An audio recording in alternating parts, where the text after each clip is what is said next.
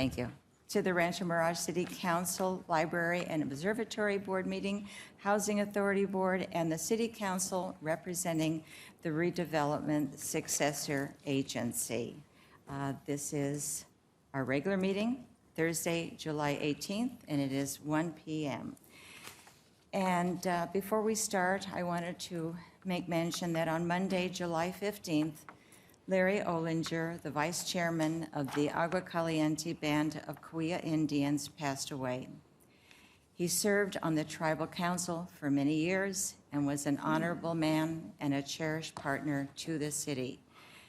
He, with his fun nature and his bright smile, will be greatly missed. So if we can stand for a moment of silence, that would be wonderful.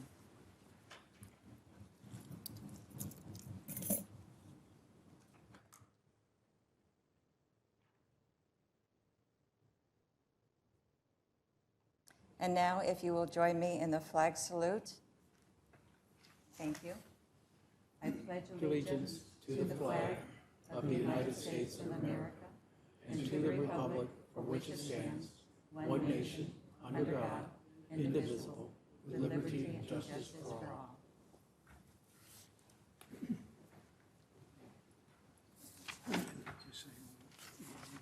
Okay. Christy, would you call roll, please? Certainly. Councilmember Kite? Here. Councilmember Townsend? Here. Councilmember Weil? Here. Mayor Pro Tem Hobart? Here. And Mayor Smotrich. Here. And now we'll move on to our presentations. And the first one is going to be from Jennifer Henke, and she is the laboratory manager, and from the Coachella Valley Mosquito and Vector District, West Nile Response and Programs Update. Welcome. Thank you so much for having me. I really appreciate the time that you've given me. We do have quite a bit of activity that's been going on this summer, and I know that you have a busy meeting, but I appreciate the time to be able to update you on what we've been doing and what the risk is for West Nile in the area. What I will talk to you about today is a little bit about what our district does, the work that's going on here in Rancho Mirage, and then what we can do together between the district and the city. So mosquitoes are known to need water. If you remember your butterfly life cycle, mosquitoes have a very similar life cycle in that they have eggs, and they have a caterpillar-like stage, which is a larva, and they have a chrysalis-like stage, which is the pupa. Well, those three stages all need water. And so we spend a lot of time looking for places where there might be standing water to control the mosquitoes before they become a problem. So a lot of our time is spent setting out traps, like the ones that are pictured here. These will bring in adult mosquitoes that are flying around. And then we count those mosquitoes and figure out what we have. There are 13 different species of mosquitoes in the valley. There are 3 that we're very concerned with because they can transmit diseases to us and get us sick. So we identify which species we have in those traps. We look for the females because those are the ones that bite us and not the males.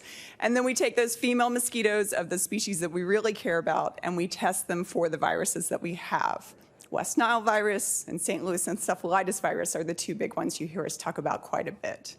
When we find that we have lots of mosquitoes in an area or that we have virus-positive mosquitoes in an area, then you see us do work that's a little bit different than our usual work. You usually see us come around and spray the vegetation that doesn't have flowers on it, where mosquitoes might rest during the day and try to kill them that way. And you also see us do nighttime applications when the adult mosquitoes are flying and not as many other things are flying, so that we might be able to control the mosquitoes.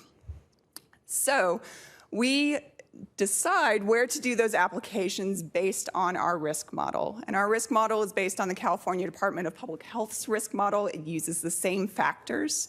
And the factors are the number of positive mosquito samples we have in an area, how many mosquitoes we're catching in the traps in those areas, the temperature, because mosquitoes are cold-blooded, and so mosquitoes produce faster when it gets a little warmer, the number of dead birds to a virus, and the number of people that are getting sick in that area. All of those 5 factors are ranked from 1 being low to 5 being high, and as we get closer to 5 in all of those factors, we would be very concerned that we might have a real epidemic of virus transmission going on in the area. This particular year has been very active, and this is what our virus activity normally looks like. We normally have positive mosquito samples that we find from June until September, maybe 6 or 7 in a week on average. This is what this year looks like. It has been very active. We have had 359 positive samples as of the end of the day yesterday. And it definitely has dwarfed our graph quite a bit compared to our normal year. We have had a lot of activity throughout the valley this year, and so as you look at each of the time periods, I've arranged the locations kind of westish to kind of eastish. It's always a little hard getting everybody to line up just right, but we've had a lot of activity in pretty much every area. And for your reference, Rancho Mirage is that bright green bar that you're seeing. So we have started seeing activity in early June, and we've seen it for the past 6 weeks very consistently. Across the valley, our virus activity looks like this, where this is the number of positive samples that we've had throughout the year, and you can see we kind of have 3 bright spots: Palm Springs area, the Indio area, and the Mecca shoreline area. And that's not to say we haven't had activity elsewhere, just that's where we've had the most activity. And as you followed our press releases, that's where we're doing the most work right now. For Rancho Mirage, we have had some positive samples, not too far away from where we are today. And we have done some truck-mounted adulticide applications. Most recently, those applications were July 9th through July 11th in response to several positive samples that we had from the area.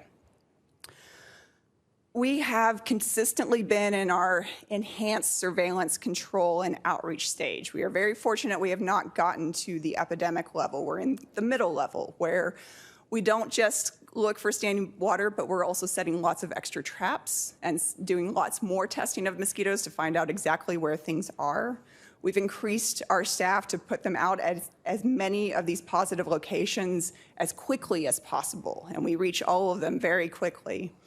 They treat all of the sites that they find mosquitoes in, and then we've done a lot of targeted outreach with media releases that you guys know about. We've notified the city staff, who've been great partners with us to get information out, sent flyers to the HOAs, the golf courses, and the country clubs, and your clerk will give you some flyers that we have at the end of the meeting about where some of this activity has been.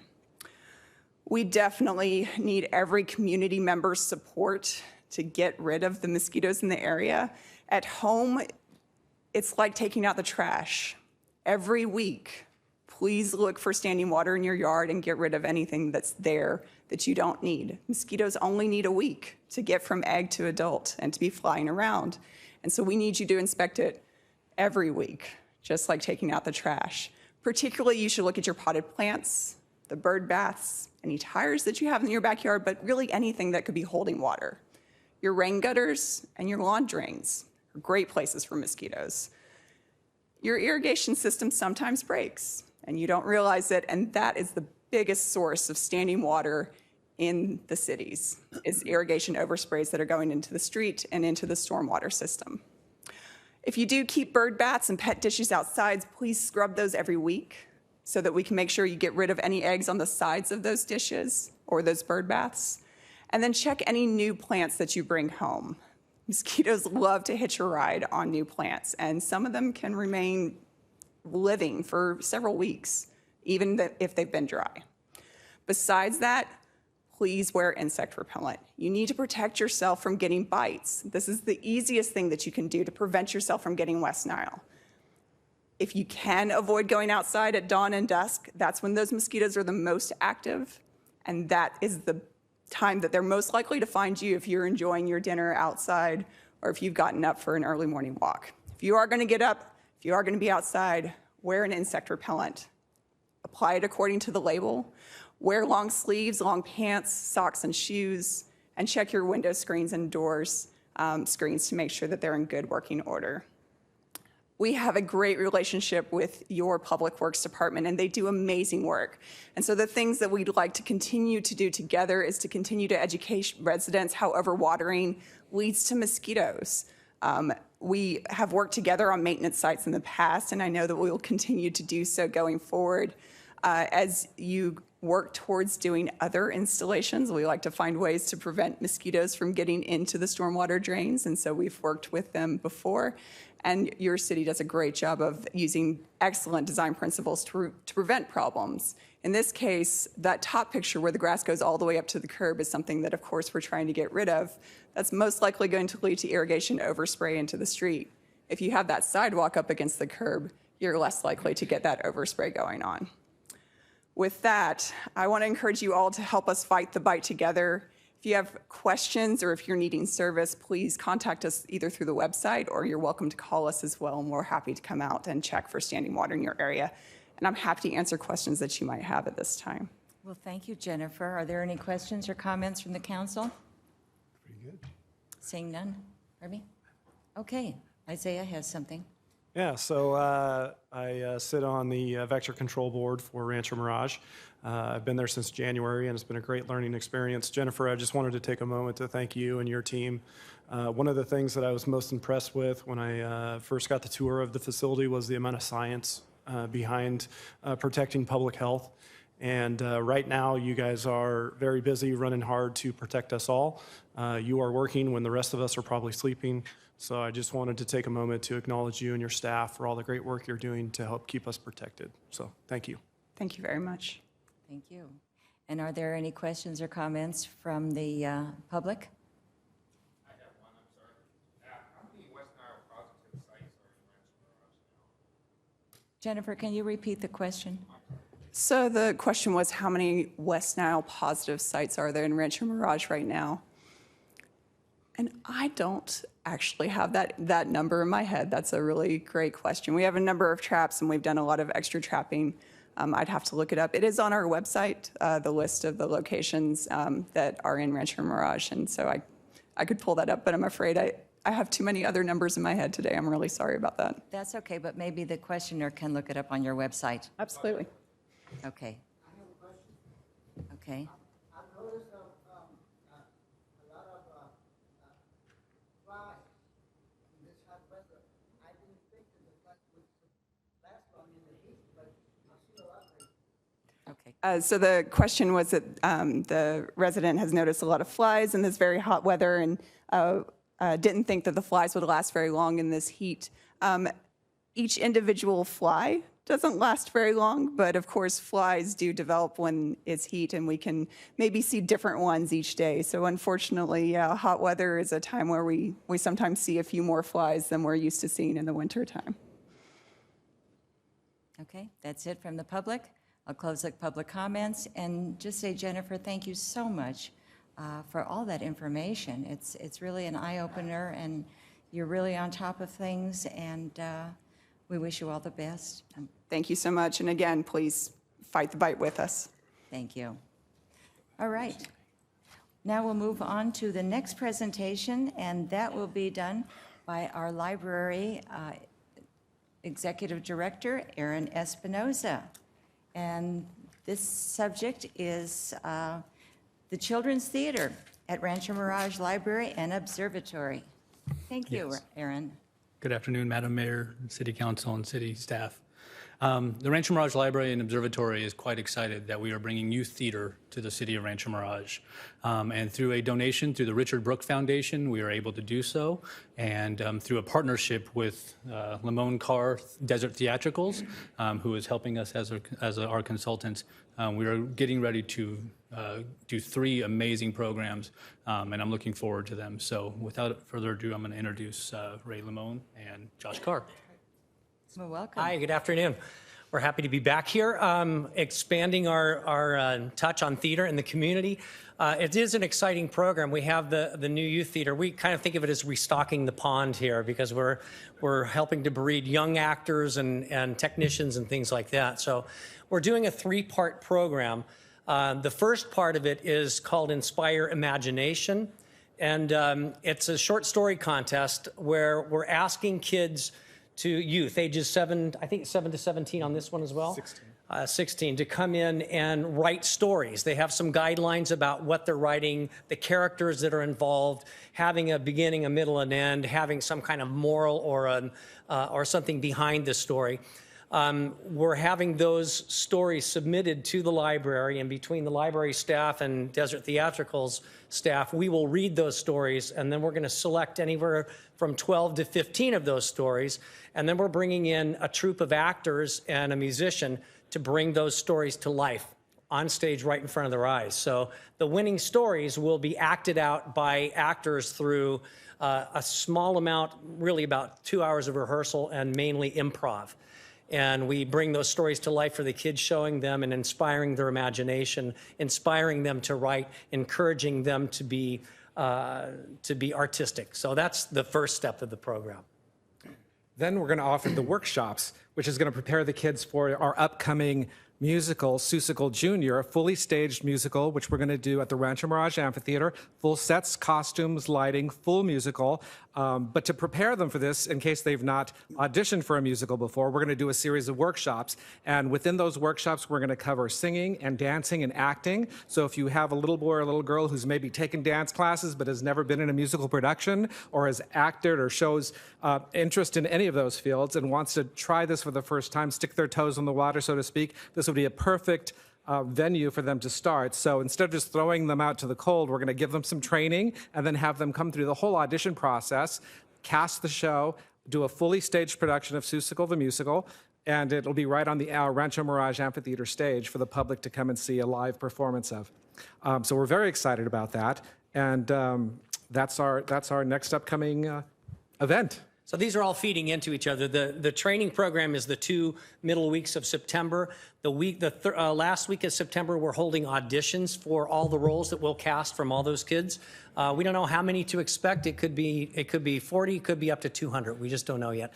And then the very next week, we start rehearsals. We're rehearsing with these kids 3 days a week for 2 hours a day for 6 weeks. And then we go right into Tech Week. We bring them bring the sets in, bring in the costumes, all of the elements for the show, and they get an opportunity to see how it's like to put together a live Broadway musical at a professional pace. But one of the best aspects of it is also that it's free. Free. It's completely free. There's many programs like this in the Coachella Valley, a lot of theater groups, but all those are what we call pay to play. They can be quite expensive. It gets to be kind of a daycare kind of situation, but because of the generous donation that the library received, we were able to offer both the workshops and the Seussical show. And Inspire. And Inspire at no charge at all. So it's going to be a great So program. there's no charge to play, and there's also no charge to come and see the show as well. It's going to be open to the public, kind of like the Big Band Christmas is the city's gift to its residents. So we're really excited about it. We're glad to be implementing this part of this into the theater program here at Rancho Mirage, and looking forward to a long relationship with Aaron and the staff over at the city. So we thank you. And we thank you. And I believe Gabe has something to say. Yes, thank you, Madam Mayor. It's worth noting, Josh, Ray, thank you guys. We were working with Lamone Carr Productions on amphitheater programming to bring some, Broadway musicals, and Aaron had approached and said, hey, we received this grant, and we sat down with Josh and Ray, and within about 2 weeks, maybe less than 2 weeks, they'd come back with this program, and within, I would say, less than 30 days, it was launched. So it was fantastic to bring free youth theater and then have it lead into our amphitheater and the other efforts we're working on. So I think that's worth noting, their efforts there. Absolutely. Anyone other comments? I did hear free. Yes. Free? That's the buzzword. Okay, any comments here? Yeah, I think it's sensational. Congratulations to you. Wonderful opportunity for the kids to learn about the theater, participate, which will carry them on through their life. The indoctrination in the arts at this age is so important. So I thank you for your effort, and it's a wonderful, wonderful opportunity. Well, please help us spread the word, because we're hoping to have a huge turnout with lots of kids. So, Well, we will certainly help spread the word. And I'm absolutely amazed that we can do this, and people don't appreciate how important it is for children to be able to stand up and speak publicly and perform. And it builds their incredible self-esteem, their confidence, and everything that goes with it to carry them throughout life. And I wish somebody had offered something like that when I was growing up, because hard as it is to believe, I hate speaking publicly. And I wish I had had those opportunities at that time and to learn at an early age. So you're doing incredible work, and we're so thrilled that our city could help you put it together. Well, another good point, too, a lot of the schools are not able to afford having arts programs anymore. So this is excellent that we'll be able to offer something like this. If there are schools in the area that no longer offer arts programs, this will be another way of supplementing that. So Wonderful. Wonderful. Thank you so much. Thank you. Thanks. And thank you, Aaron.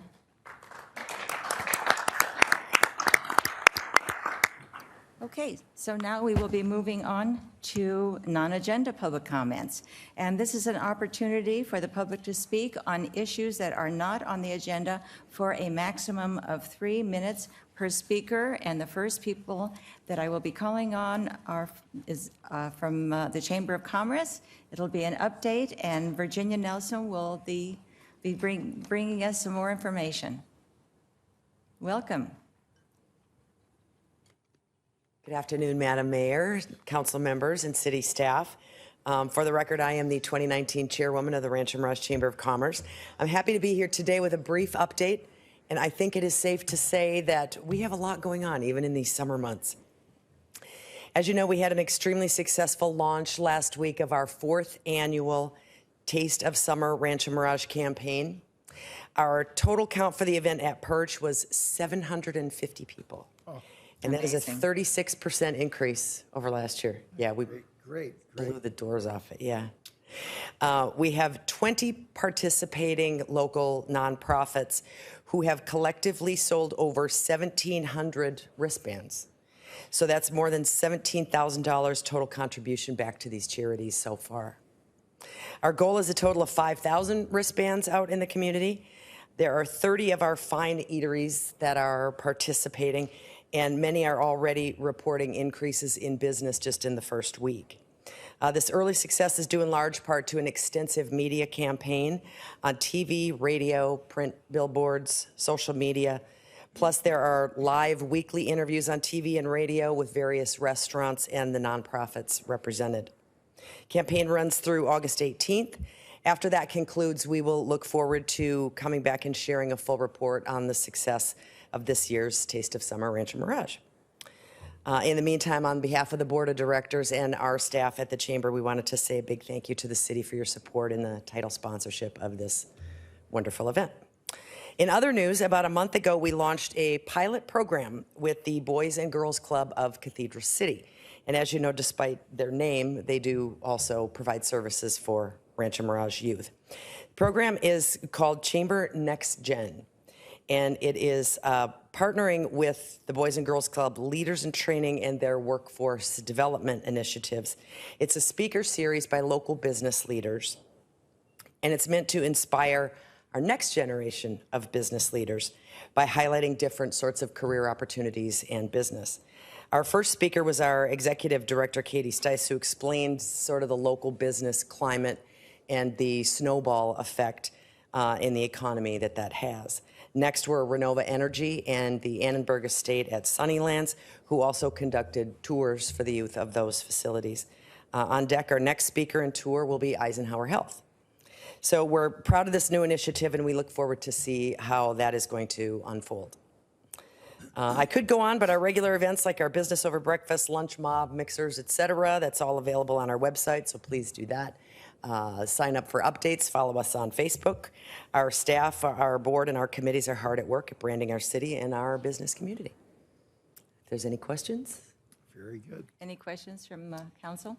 And again, what a great turnaround and what an upshot that chamber has done. Congratulations to all of you, really. Thank you very much. Wonderful job. We appreciate your support very much. Thank you. Okay, any questions on this side? Okay. Thank you very much, Virginia. And now moving on to Alan Worthy.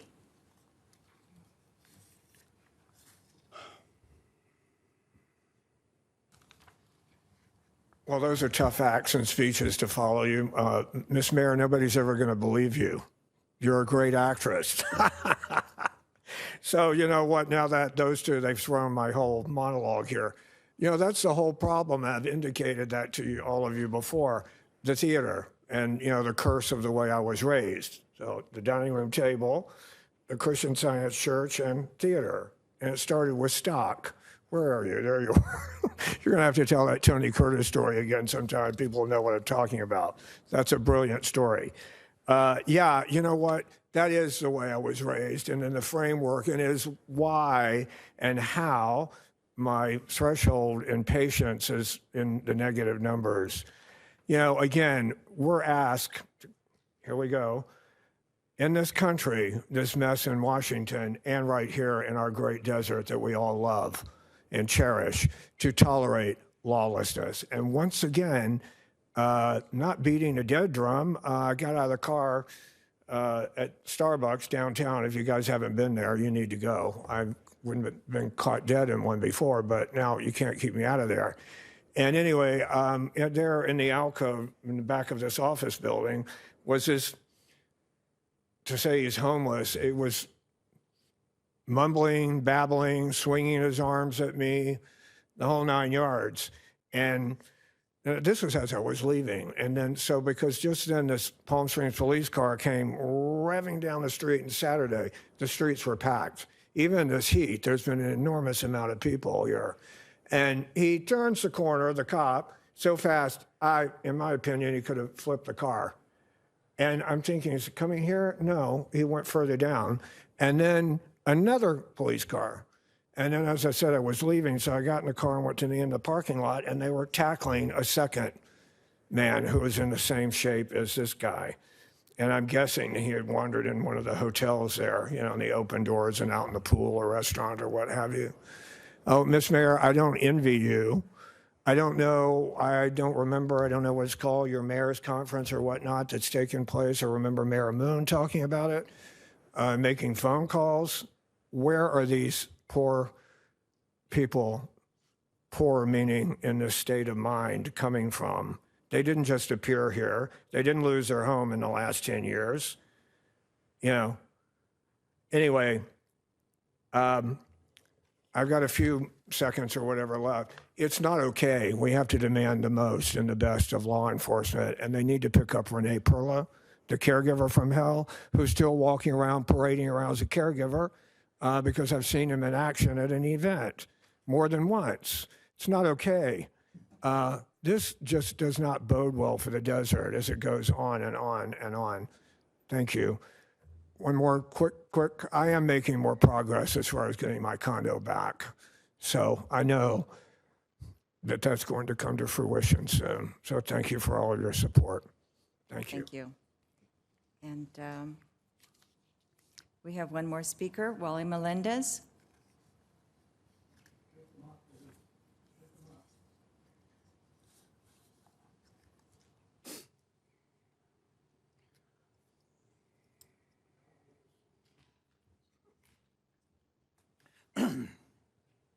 Good afternoon, City Council, Mayor Ayers. So I'm here again to continue my dissertation on COD University. And I also want you to dwell on the word homegrown. And of course, I'm coming here to Rancho Mirage City Council because I consider Rancho Mirage a sister city of Palm Desert. And being that the College of the Desert is in the jurisdiction of Palm Desert, however, it's the college trustees of the district that control that, and the state. So COD University is what we're after, because we're after a bachelor's degree, and I just have 2 minutes left. And homegrown, meaning that College of the Desert is probably the first college in the Coachella Valley. So that's important, and what's important is that we live in a desert. And that is my pet project, like I said, and I will continue to have my pet project for for a long time. And so, but I have something else on my mind, and that's why I'm not continuous here in my thinking. Mayor Iris, I really admire you. But think of this. Think of a kid whose first language is Spanish and trying to do public speaking in English. Well, thank you for your comments. We actually do have one more speaker, and that is Brad Anderson. Great, thank you, Brad Anderson, Ferber Drive in City Rancho Mirage. I wanted to just do a little information or statement about the Vector District. The presentation was great. Jennifer, I think, is an outstanding person, and probably because of her actions at the district is one of the reasons I still live in the valley, because she keeps everybody in line, and her expertise in her field, they're lucky to have her. And that being said, I know the Vector District and other aspects, other members of that district are grave disappointment to me as a resident of the valley, and the way they've managed their operations this year concerning mosquitoes and the West Nile virus. As I'm sure you're aware, there was a death in Imperial County from the West Nile virus, and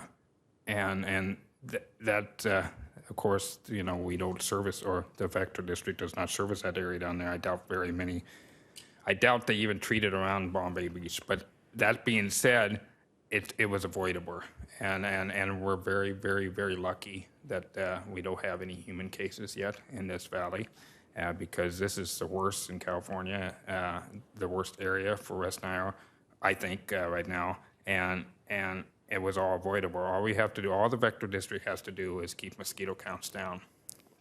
And I fear that this area is a petri dish for for the Mosquito Association California, and just a test. Well, anyway, that's the suspicions on my part for this to be so massive in size and unavoidable, I guess, I'm kind of mixed up on my words.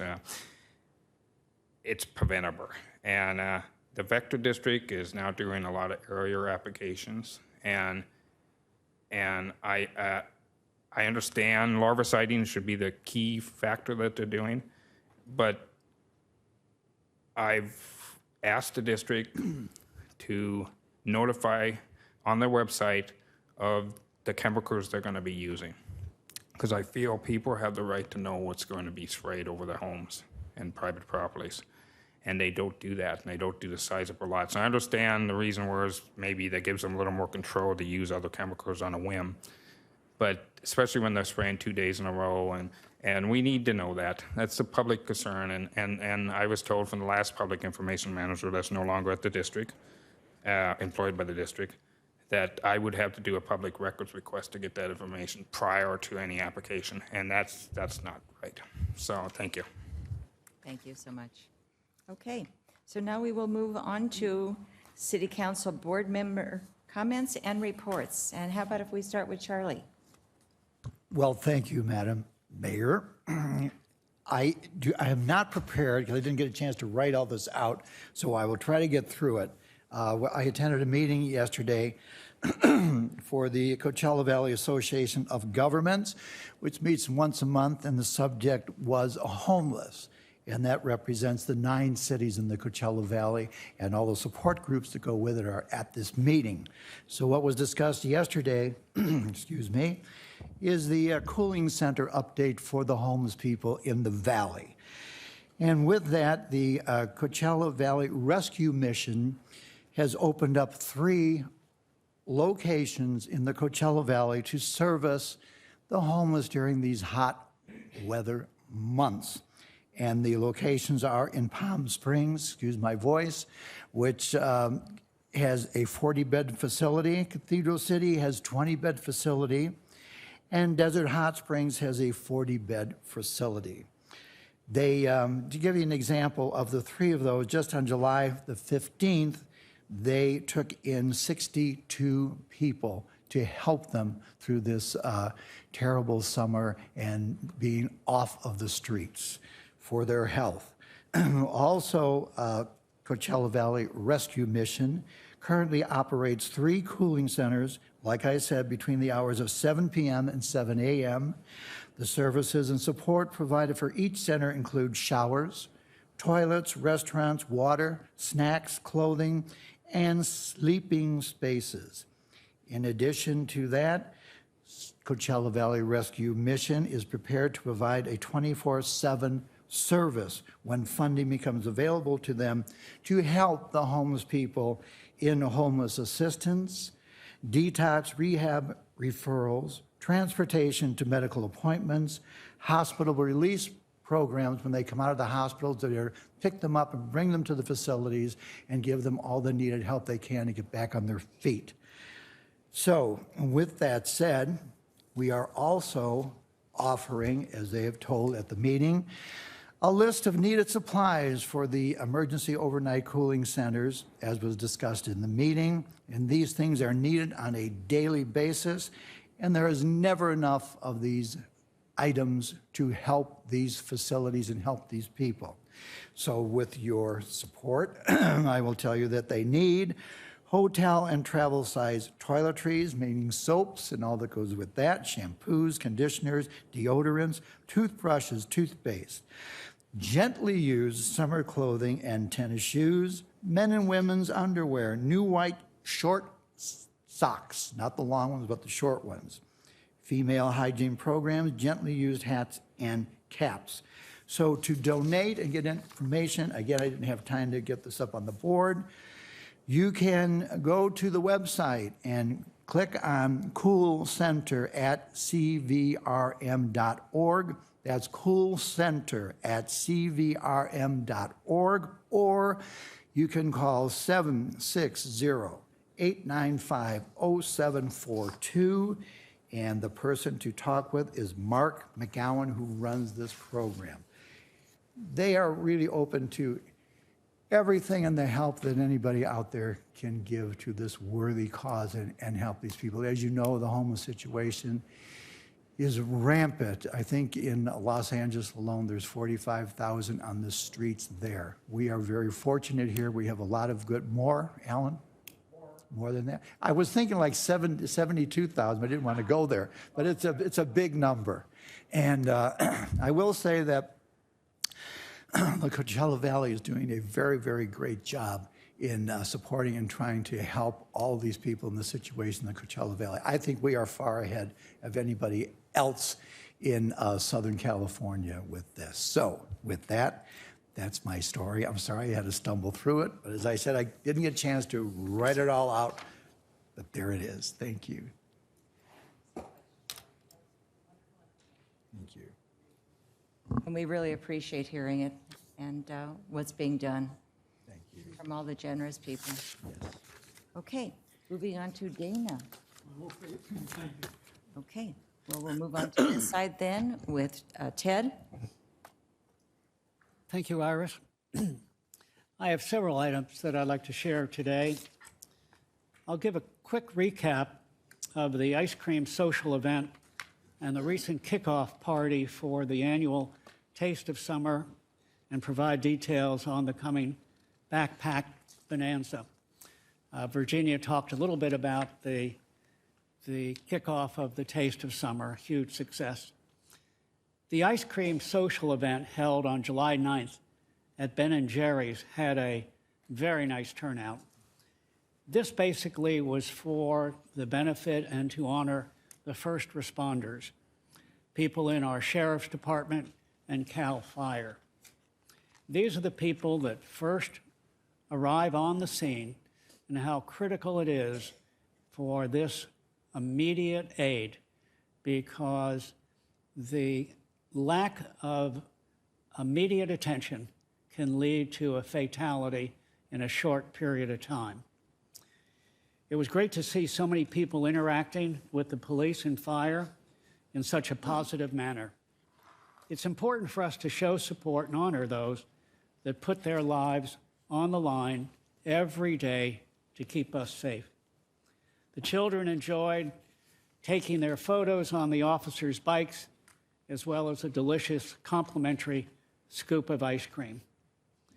I want to thank Ben and Jerry's for hosting and for going above and beyond the call of duty. It was really a fun event, and I look forward to more of these to come. Another recent event occurred this Thursday, July 11th, which was referred to earlier, and that's the Rancho Mirage Chamber hosted their annual kickoff party for the Taste of Summer, their signature event at Perch. It was an overwhelming success, and that's probably an understatement. By the end of the evening, there was a total of 750 attendees present. The event runs through August 18th with $4 drinks, appetizers, and desserts at participating Rancho Mirage restaurants. This event supports local causes with a portion of proceeds going to local nonprofits. You can participate by purchasing a $10 wristband at one of the nonprofits listed at www.tasteofsummer.com, at the Rancho Mirage Library and Observatory, here at City Hall, or from the Chamber. Lastly, with the upcoming school year soon approaching, the Coachella Valley Rescue Mission is holding their annual Backpack Bonanza. And this is really a terrific event. If you go to Walmart or one of the stores, and they have the aisles of various goods that you can purchase for going back to school, it's terrific, and it takes you no time at all to fill up a backpack very reasonably.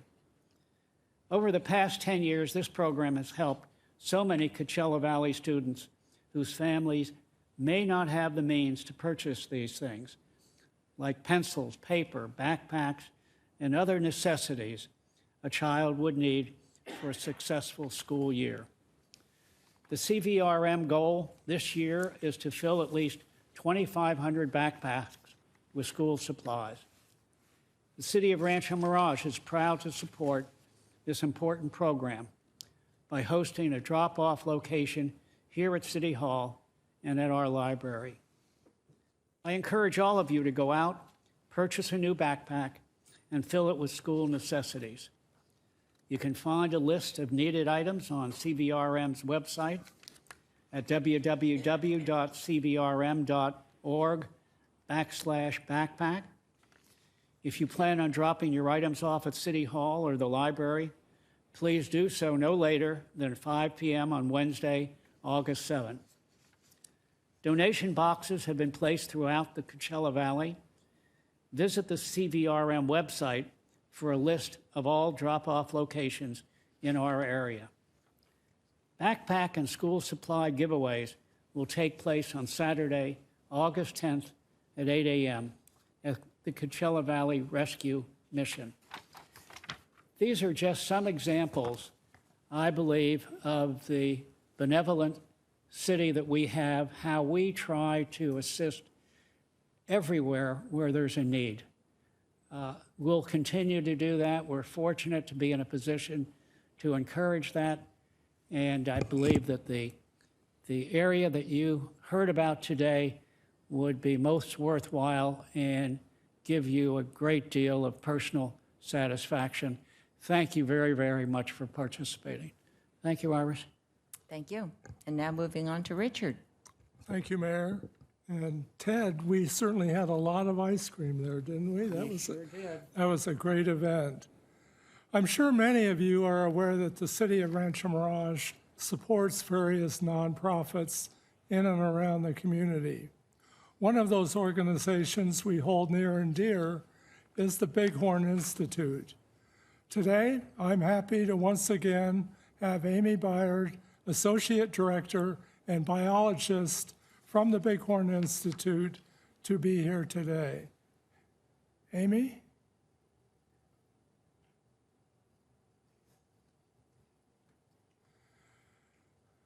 Amy, it's always a pleasure having you here today to hear about the bighorn sheep and what's going on at the Institute.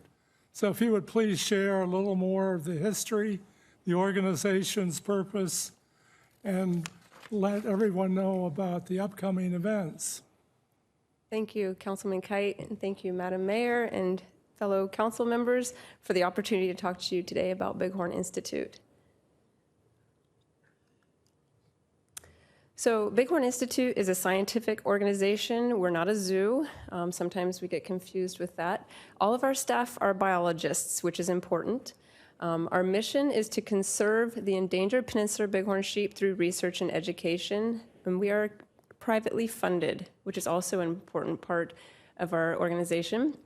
We have state and federal permits with the wildlife agencies, and of course, our wonderful contract with the city of Rancho Mirage. We came here in 1981 to look into the cause of high lamb mortality and officially formed Bighorn Institute in 1982. And at that time, 90% of the lambs were dying of pneumonia. And I don't know if you can tell, this lamb here is coughing and is quite ill. That's a typical lamb with pneumonia. We got permission to bring in sick lambs. At that time, a sick bighorn was a dead bighorn, and amazingly, we were able to successfully rehabilitate 33 of 39 of these lambs.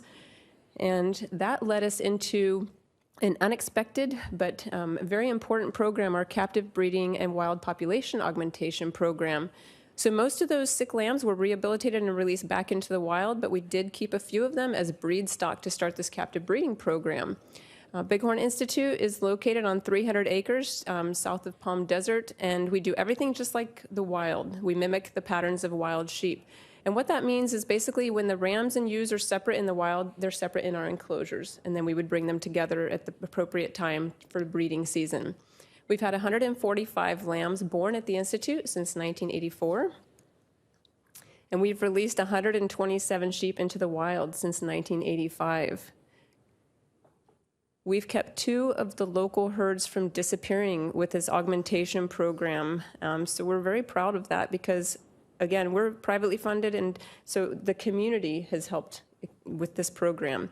And so 2 of these herds, they're the Rancho Mirage herd and the Palm Springs herd. And our research led to the construction of the bighorn exclusion fence in Rancho Mirage. We found 34% of the adults and 43% of the lambs were dying from urbanization. They were eating oleander that you can see here. They were being hit and killed by cars, all preventable deaths. And then the city of Rancho Mirage stepped up in an amazing way. Nobody made you put up the fence. You did it anyways because it was the right thing to do for the sheep. And it completely eliminated all urban-related bighorn deaths in the Rancho Mirage area. The fence is 8 feet high, 4.5 miles long. And we hike that fence every month and inspect it and make sure the sheep cannot get back into that urban area. It's been very effective and a very important recovery tool. So a large part of our work is to monitor radio-collared bighorn sheep. Our study area is from Palm Springs to La Quinta, and we have about 40 sheep in the range with radio collars that we track. And one of the most important things that we do is look at reproduction and lamb survival. Ultimately, that's what's most important, to see if our population is decreasing, increasing, or remaining stable. We also help maintain 8 man-made water sources in the northern Santa Rosa Mountains, and that's most of them are in the Rancho Mirage area. If you look at this picture on the left, that's a water source that's very overgrown with tall vegetation, and that makes for a very good ambush site for a predator, like a mountain lion or coyote could lie in wait and wait for bighorn sheep to drink. So we go in with hand tools and trim all that down and just make sure that the water sources are functioning. And of course, the city has a water source in the sheep preserve that's very important for the sheep, and you guys do a wonderful job of keeping that going for them. There's a number of ways that the community can get involved with the Institute. You can become a member. As I mentioned, we're privately funded, so we're membership-based, and one of the newer perks that we have is member-only bighorn hikes. And so during the season, we'll take a small group of our members out on a local trail and look for bighorn sheep. And I'm really pleased that this past year we had 100% success. So every hike we went on, we were able to show people sheep, which is fun. It gets them involved. You can support or attend our fundraisers. We have a couple of those that I'll talk about. You can adopt a bighorn. If you're looking for a unique gift idea that for the person that has everything, you can adopt a bighorn. It's a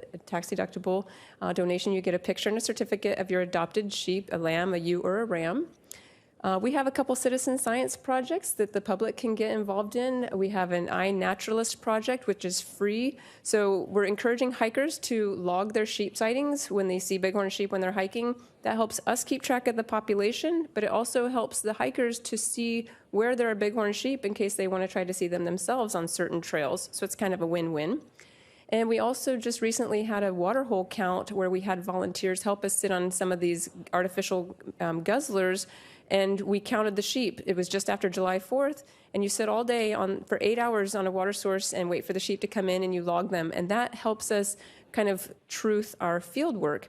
And it's a really interesting, we had a great group of volunteers, and they had a wonderful time, and everybody was safe during it, which is the main thing.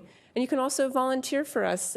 We have some animal care needs, like you can help us clean pens for the captive herd, help us with fundraisers, things like that. So a few of our upcoming events, on August 21st, we're going to have one of those Wine Down Wednesdays where they have wine and appetizers, and we're the recipient of the monies raised there at Solano's in Palm Desert. Our main fundraiser of the year is November 17th and 18th. It's our annual party and golf classic at Stone Eagle. That's a very popular event. And then in the fall and or winter, we're going to have one of our newer events, which is Bonfire with the Bighorn. And this is kind of special because we're not open to the public, and we invite anybody that wants to come up to the Institute for $25. You can come to our facility. We have a nice bonfire and a little cookout and talk sheep. And then in April, we'll have a spring fling also up at Stone Eagle, and that's just a beautiful venue, so that's another fundraiser that we have. And I want to thank you, and I will take any questions that you might have about the Institute or our work. Thanks, Amy. Excellent presentation. Thank you. Yes. I have a question. Yes, sir. What is the donation to adopt? It's $100 for a lamb and $150 for a ewe or a ram, and it's all tax deductible. That's very affordable. What a wonderful, I never heard it really said the way you said it from A to Z. It's a great organization. Thank you. Do you have a phone number? We do. It's 760-346-7334. Very good, Amy. Thank you, sir. Can you repeat Charlie, I think a lamb called Charlie would be absolutely Well, you know what? sensational. I think that's going to happen. I really do. Okay, maybe you could repeat your phone number. Yes, it's 760-346-7334, and our website is bighorninstitute.org. Thank you. Thank you so much for your Isaiah? time. Amy, the events are great. I've been to several of them. I know the city council and staff have been to some of the events. Very important to the city of Rancho Mirage. It's so important that we put Yes. the bighorn up here. So we appreciate everything you do in maintaining the program, and certainly we're there to help and work with you. Thanks again. Thank you so much. Appreciate it. And Amy, before you run away, I just wanted to thank you for all your work. I've heard you speak on numerous occasions, and it is always enlightening, and your passion for the protection of the sheep come through every time. So thank you for what you're doing. And just so everyone knows, our connection, the city of Rancho Mirage's connection with the Bighorn Institute got a little closer. Randy Binder, the former city manager, is now a board member for the Bighorn Institute. So if he needs remedial training, don't send him back here. Okay.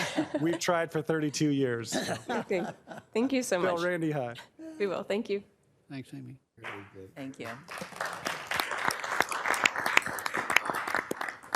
Well, certainly a wonderful presentation, and now I will go on to my comments.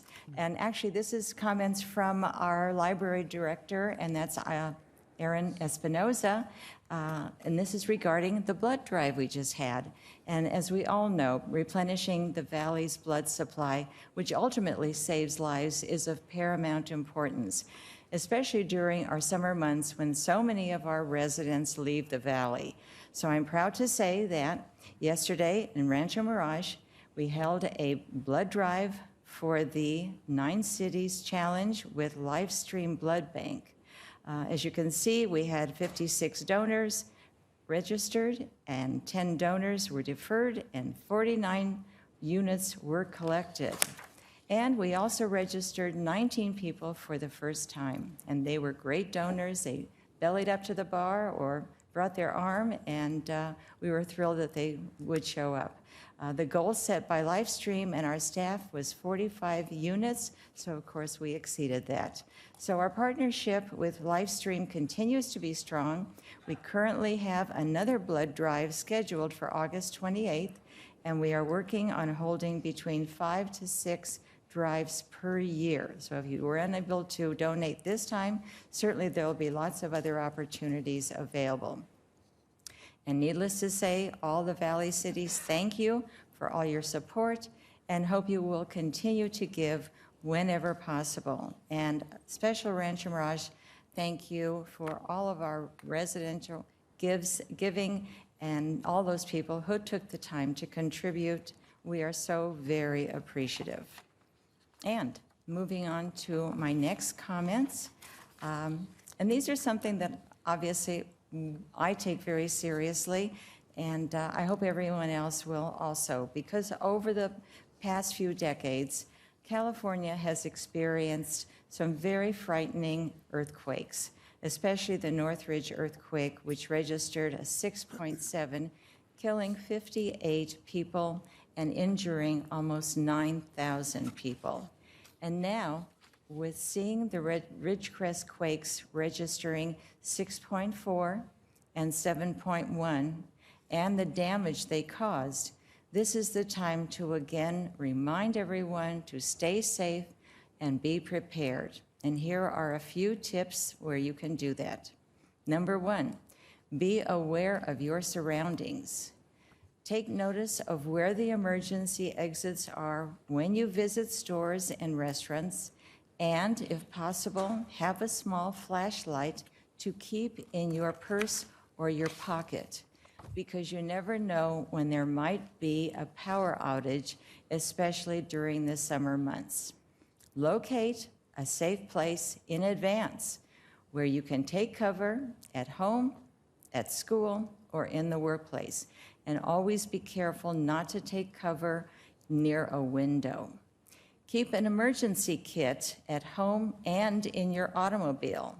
Maintain a grab bag with everything you might need, including eyeglasses, in case you need to suddenly leave your home, and make sure you have adequate food and water in an easy-to-access location. Many more helpful tips and information can be found on our city's website and at the American Red Cross website. And if you have not explored the city's improved website, you will find some very helpful information that can be accessed on the Emergency Preparedness Commission page. Just type in www.ranchomirage.ca.gov, then hover your cursor over our city, then selecting Emergency Preparedness Commission under the header City Boards and Commission. I'd also like to remind everyone that you can sign up to receive city news, mayor's messages, and traffic alerts by clicking on e-news, and you can sign up icon located in the upper right side of the home page. There are multiple categories you can choose from. We'll show some of those now on our screen, and I encourage everyone to sign up to receive as much or as little information as you would like. So, while I enjoy all the city news, I personally really appreciate the traffic alerts. They allow me to be aware of street work or maintenance in progress, and that way I can adjust my travel time or my travel path. So hopefully these tips help everyone to stay safe, stay prepared, and stay informed. Thank you so much. Okay, so now we will move on to city manager comments. Thank you, Madam Mayor. 2 comments for the council. One is I would like to thank Sunrise Country Club. They put together a group of people that went out and brought in about 50 backpacks full of supplies for the Coachella Valley Rescue Mission, and they dropped that off at City Hall here just 2 days ago. And so it was so many that we filled up our box here, and we had to call the rescue mission to come pick them up. So thank you to Sunrise Country Club and the group that donated those 50 backpacks. they will make a big difference. And then the second item is just a request for the council to move up agenda item number 10, which is the resolution for the Salton Sea to after the consent calendar. Thank you. Okay, thank you so much, Isaiah. So now we'll move on to the minutes. And if there are no additions or corrections to the minutes, there are two sets of minutes that we will be approving.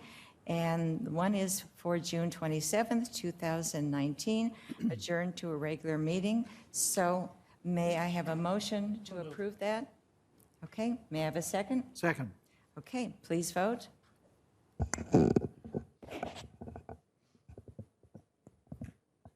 Councilmember Kite, could you put in your vote one more time? Thank you. Motion carries 5-0. My screen doesn't get the vote. Okay.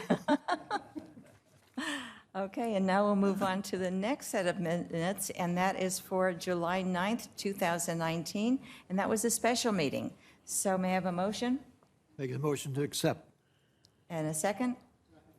Okay, please vote.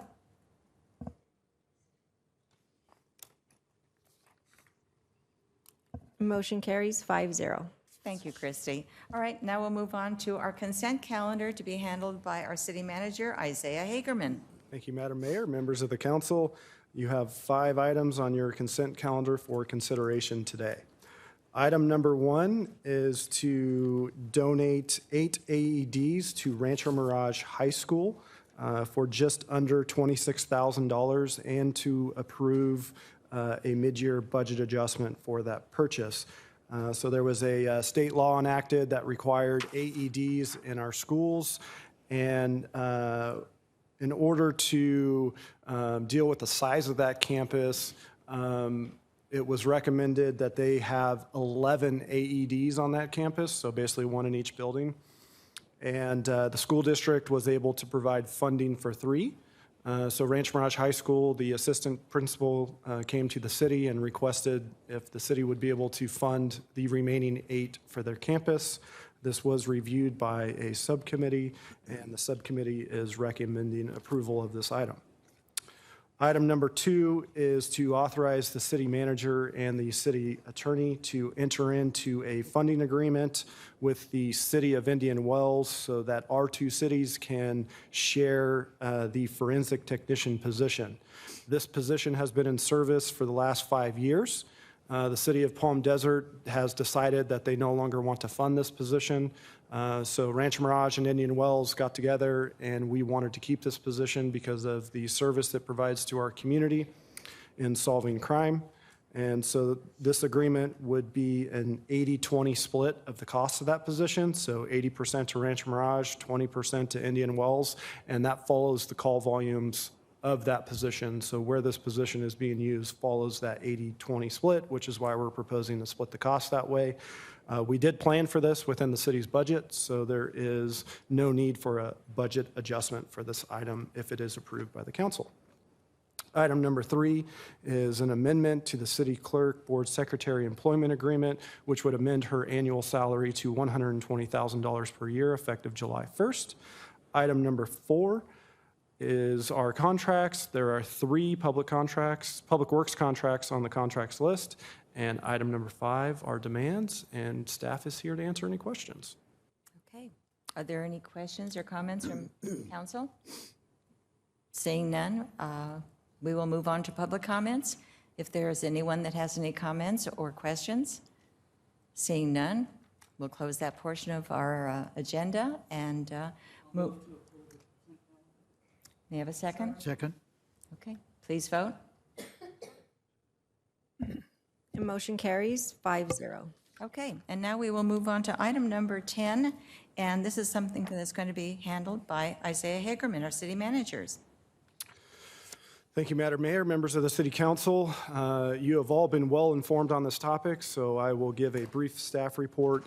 The draft resolution for consideration today declares the city's support for a comprehensive analysis of the concept of importing all water import alternatives, including salt water, as a feasible long-term measure to remedy and/or abate further decline of the Salton Sea. And so on April 9th, 2019, we had an extremely beneficial study session on this topic. And it was an informational meeting, and it brought together many groups. It brought together the state, the county, local government, local community groups that are active on this topic. And the council received a lot of good information as part of that study session, which is really what is leading up to this point. Obviously, we've all been talking about the Salton Sea for many years, and the importation of water seems like that should definitely be considered within the state's plan. And so that's what this draft resolution before you calls for, is for the state to amend their plan and study the importation of all water alternatives and salt water as a long-term solution to fixing the Salton Sea and to prevent the massive health issues and crisis that would be created if no action is taken at all. So with that, that concludes my report, and I would be happy to answer any questions.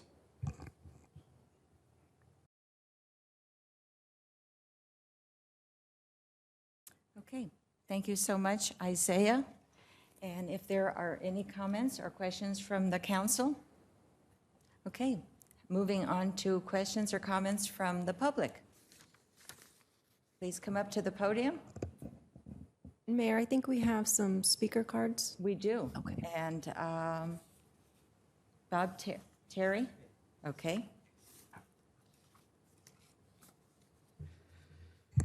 Thank you, Mayor, Council, and staff. Thank you for consideration of our memorandum. I'm Bob Terry. I'm with the Salton Sea Coalition.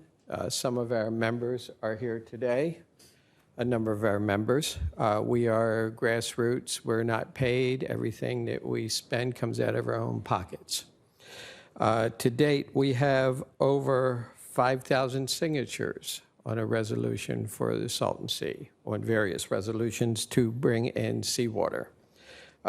First want to mention that last Friday, Phil Rosentrader of the Salton Sea Coalition did a presentation at Mission Springs Water District, and he kind of sugar-coated the situation.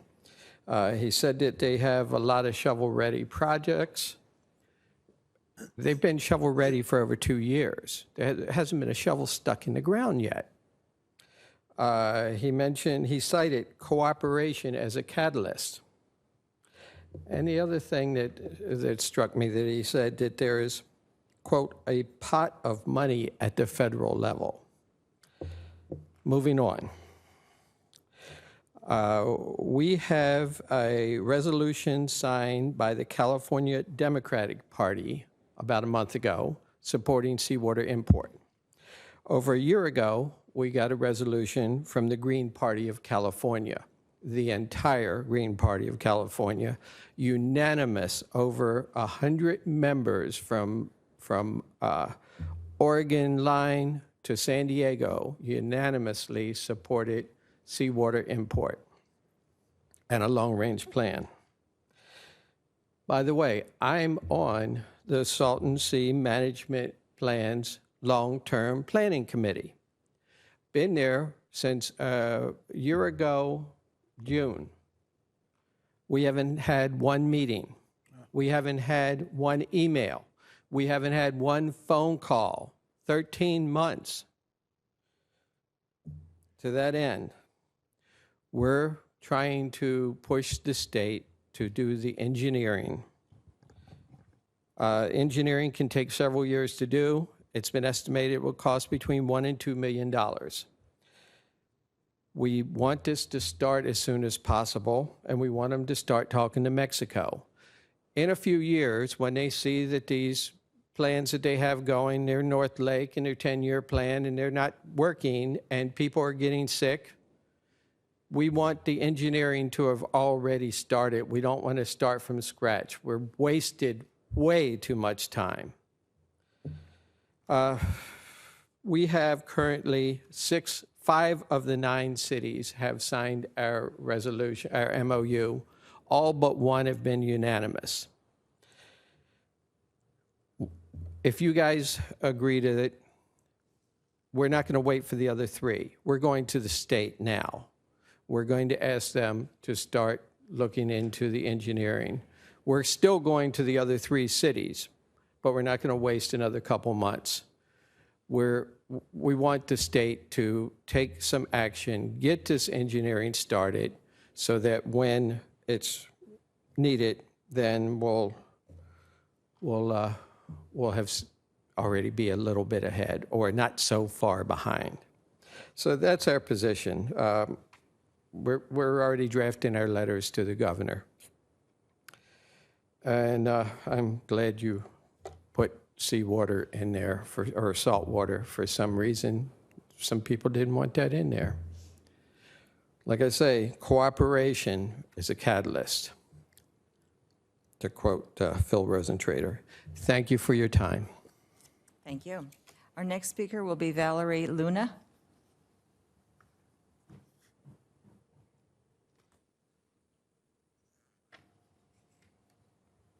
Good evening, Mayor and City Council members. My name is Valerie Luna, and I'm an 8th grader at John Glenn Middle School.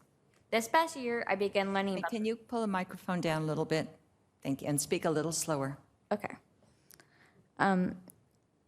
Something inspired me to find out more. I had so many questions. How did this happen? Why did it get so bad? Why wasn't something done sooner? What about the families that live there? And many more questions that I needed to find answers to.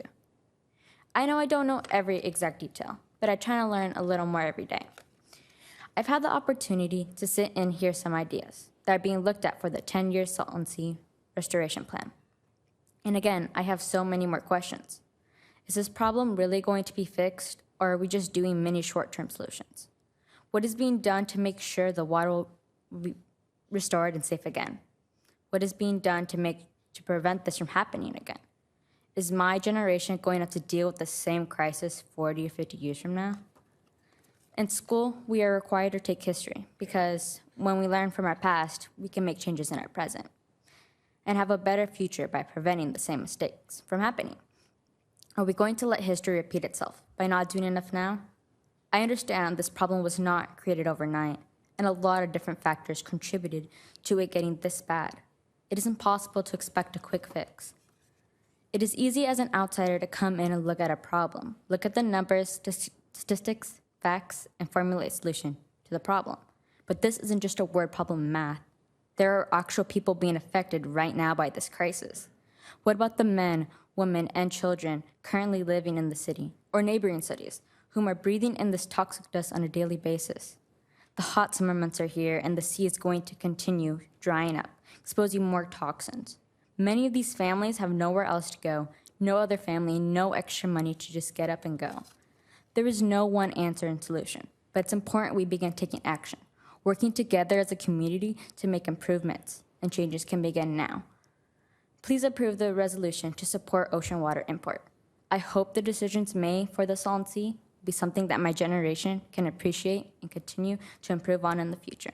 Thank you all for your time and consideration. Thank you so much. All right, the next speaker will be Teresa Burr.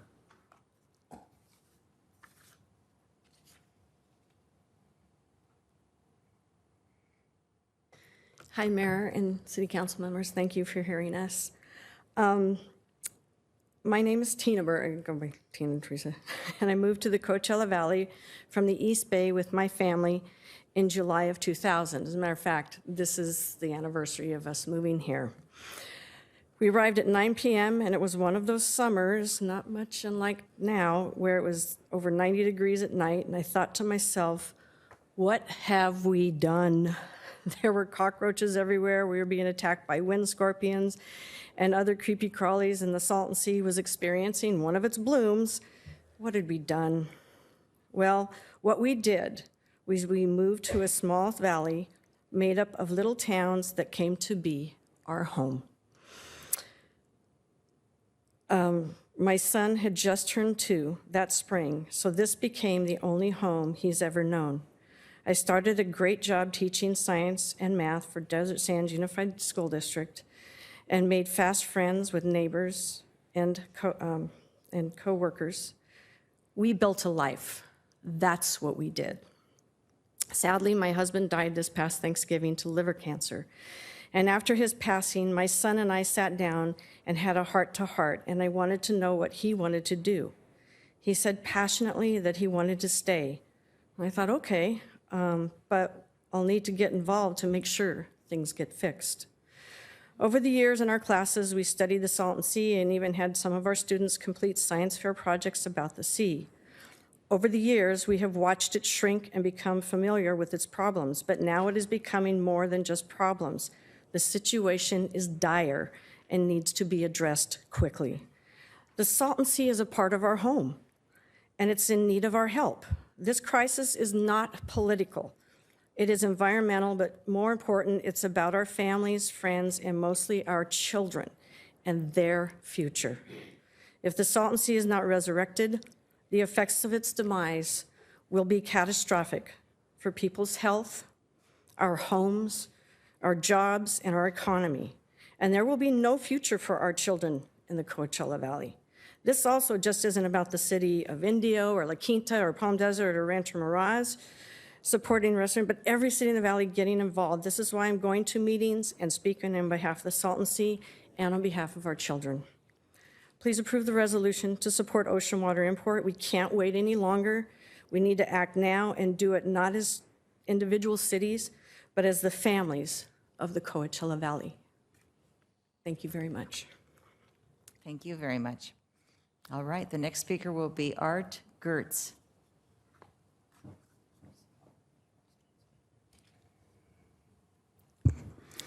Good afternoon, distinguished mayor and council. We meet again. I'm Art Gertz, resident of Desert Shores, vice mayor of West Shores, board member of Eco Media Compass. Again, we're asking for your support for the consideration of water import and most realistically and sustainably seawater import. But I ask us to further consider the key words long-range plan. With our most hopeful and best efforts, we might see sustainable, adequate supply of water in a perfect world of a minimum of 5 years, could easily run into 10 years with our best efforts. Our question I ask today is, what do we do in the meantime? What can each of us do while preventing the overall disaster looming as what was once a thriving Salton Sea? How do we get water in the meantime? I asked you to consider when the state started their water conservancy proposition, we are all asked to reduce our residential water consumption. The residential users in Coachella Valley save on an average of 20,000 acre feet per year. That water goes to Metropolitan Water. They've been charged 1 year out of 7. The remaining years, they get the water we save for free. When IID, Imperial Irrigation District, gets their river allotment water each year, in 2018, they used 100,000 acre feet under their allotment. They lost that. They went to Metropolitan Water for free. I hope we understand just what a small, tiny portion of that water could do with the communities surrounding the sea as far as restoring our keys.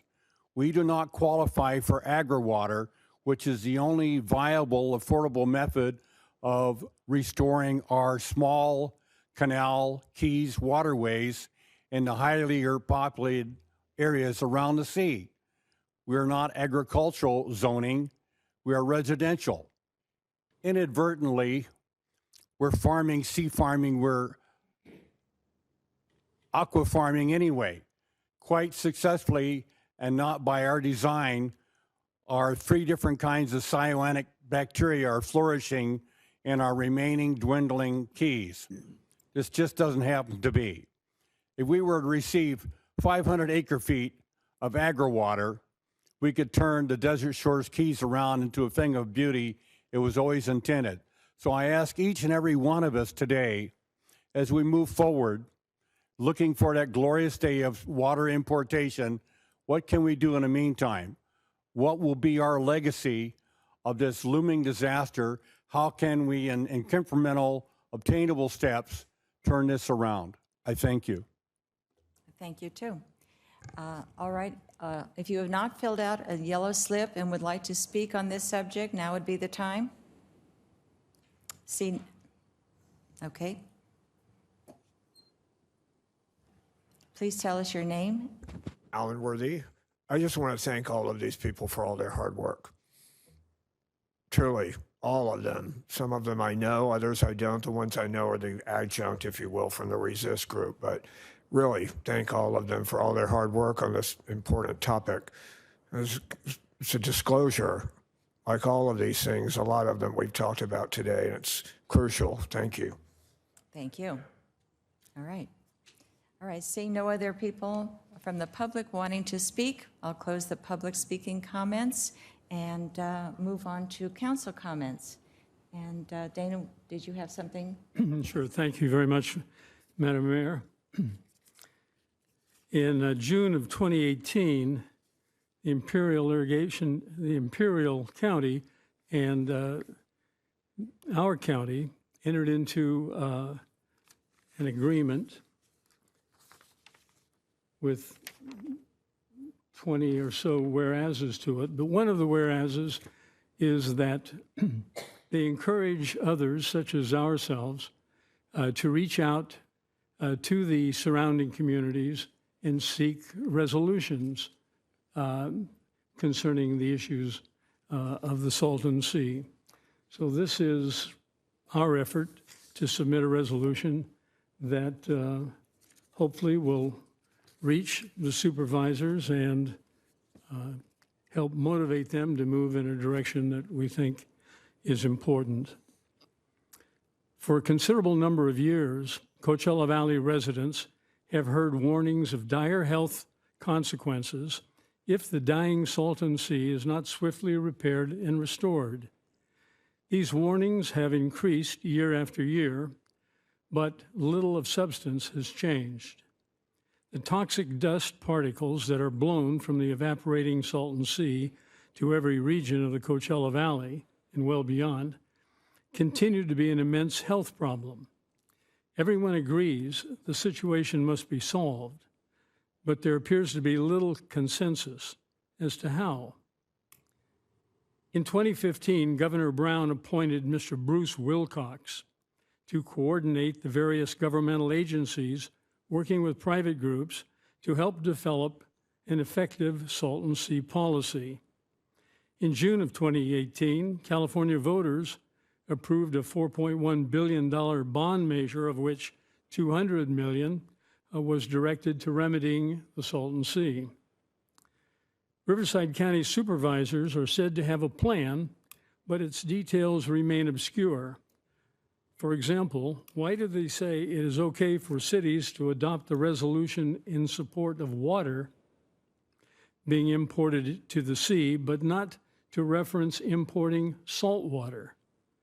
What other source is there from a realistic perspective? I've read the county's plan involves developing a 7-square-mile horseshoe-shaped freshwater lake on the north side of the Salton Sea. Some refer to it as the North Lake. We are told that the North Lake area will also feature housing and business development on the north side of the Salton Sea. From what has been reported, the taxes that would result from the new development will be dedicated in large part to supporting the health and expansion of the North Lake and smaller sister lakes in the same general area. This plan is projected to cost in the area of $400 million. The plan relies in large part on property owner and business taxes and other miscellaneous taxes from those who inhabit the homes and businesses in the vicinity of the proposed North Lake.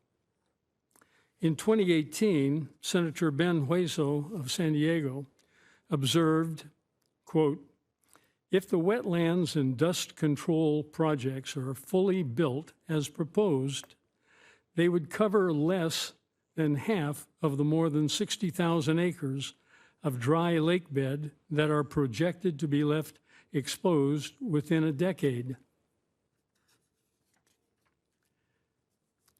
Regardless of the county's North Lake plan, even if it is highly successful, it will still require major importation of water to restore the other half, actually more than half, of the salt water because, at least currently, there is no known or reported disclosure of any other potential freshwater source. That leaves salt water alone as the only reasonable hope for a meaningful solution. In November 2015, Imperial County Board of Supervisors voted to support a sea-to-sea water transport concept as the long-term solution to deal with the receding shoreline of the Salton Sea. Quote, the sea-to-sea concept should be carefully reviewed by the state as a long-term solution, end quote, said Supervisor Ryan Kelly. In the face of no alternative, I see no virtue in delaying the start of what will be a lengthy administrative process to secure approval from the various governmental entities to import salt water from Mexico's Sea of Cortez. Only after the administrative issues are resolved can we then begin to construct the infrastructure to deliver the water northward to the Salton Sea. It's like chewing gum and walking. We can pursue the county's current plan while commencing the purely administrative process between the multitude of governmental interests that will be involved. If the county leadership has reason to believe there is some other, thus far undisclosed, source of fresh water or other water that will be available in the near future, they should inform us. Until that time arrives, the public has every right to assume there is no fresh water solution and that there will be none. It will take years of work and cooperation between a number of affected Mexican and American governmental agencies to get the importation of salt water in position to commence the flow from sea to shining sea. It is an unnecessary gamble to wait until all or most of the other issues are addressed or resolved before we even begin the arduous administrative process of securing the approvals needed to import Sea of Cortez saltwater. A number of public and private entities will be required to play significant roles in securing approval of an eventual saltwater renewal plan. Riverside County, Imperial County, State of California, our federal government, the Mexican federal government, at least 2 water districts, and some tribal interests as well. The paperwork will take years to complete, delaying the administrative start of the saltwater importation process on the speculation that it may not be needed is neither wise nor fiscally prudent. Mark Johnson, until recently the Director of Engineering for Coachella Valley Water District, urged the county not to pursue the North Lake approach. He called the idea, quote, another water tax for a project that does not provide a comprehensive Salton Sea solution, end quote. He went on to say in a letter to the supervisors that importing water, quote, provides a comprehensive Salton Sea solution for the entire region and needs to be fully vetted before a North Lake project can be realistically considered, end quote. In October 2018, Governor Brown's appointee, Bruce Wilcox, referenced the 11 proposals for the long-range planning renewal process. The list was narrowed to 3 finalists. It was reported that all 3 supported imported salt water from the Sea of Cortez? What took us off that course? Why isn't the county supporting importation from the Sea of Cortez? How did we go from considering that approach to implicitly, at least, rejecting it? It is simply premature at this early stage to rule out those solutions that require massive amounts of imported water.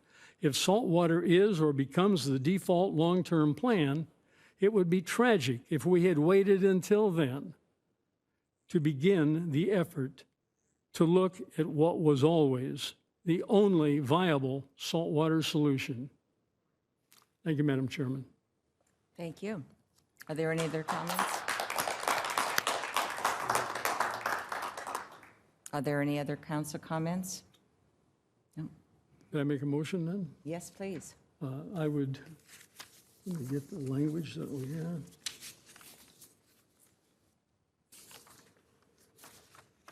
I would move the City Council adopt resolution number next in order, declaring its support for a comprehensive analysis of the concept of importing all water import alternatives, including salt water, as a feasible long-term measure to remedy and/or abate the further decline of the Salton Sea. And I will second that. Please vote.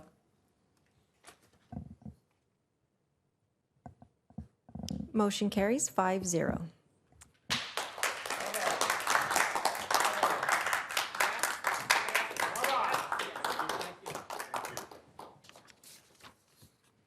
Okay, we will now move forward to reports and informational items, and these will be updates.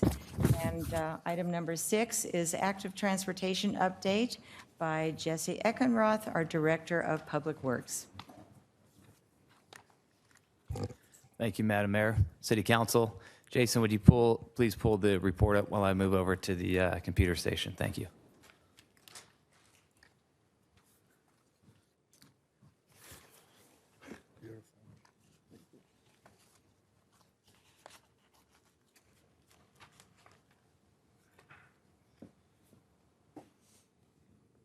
We've experienced less technical difficulties working the mouse from this location, so for the remainder of this presentation, I want to sit over here. We've talked about active transportation within our budget for the last year or so, and we've been working on some analysis, so I want to take this opportunity to share the analysis of what we've come up with active transportation. So when we talk about active transportation, we're talking about transportation that's non-motorized, so bicyclists, pedestrians walking on the crosswalk, or the sidewalks. So we've really had 2 project goals when looking at active transportation in our city, and that's to improve 2 things: our network connectivity and the safety. So we've teamed up with AECOM, which is a traffic engineering consultant, for an assessment and recommendations with general concepts that would work for Rancho Mirage. So we've asked them to come up with a toolkit of best practices that we could use throughout our city. And then in this current fiscal year 1920 budget, we allocated $400,000 to continue expanding and enhancing our current active transportation network. So the picture on the right is the cover of the document that we've gotten from AECOM. It's a 40-page report. We just actually got a final version yesterday, but it's a pretty in-depth look at what we can do in the city as far as improving active transportation. So the question is, why are we looking at active transportation? Opposed to vehicles, it's a little bit harder to show increases in active transportation. People don't register their bikes with the DMV. But what we can look at is increases in fatalities, which are recorded. So in 2017, we can see there were 701 fatalities reported. In 2016, there was 840. So it's almost a 20% increase in fatalities, according to the U.S. Department of Transportation. Aside from that, I've talked to the Desert Bicycle Club, and they've reported approximately 50% increase in their membership since 2013.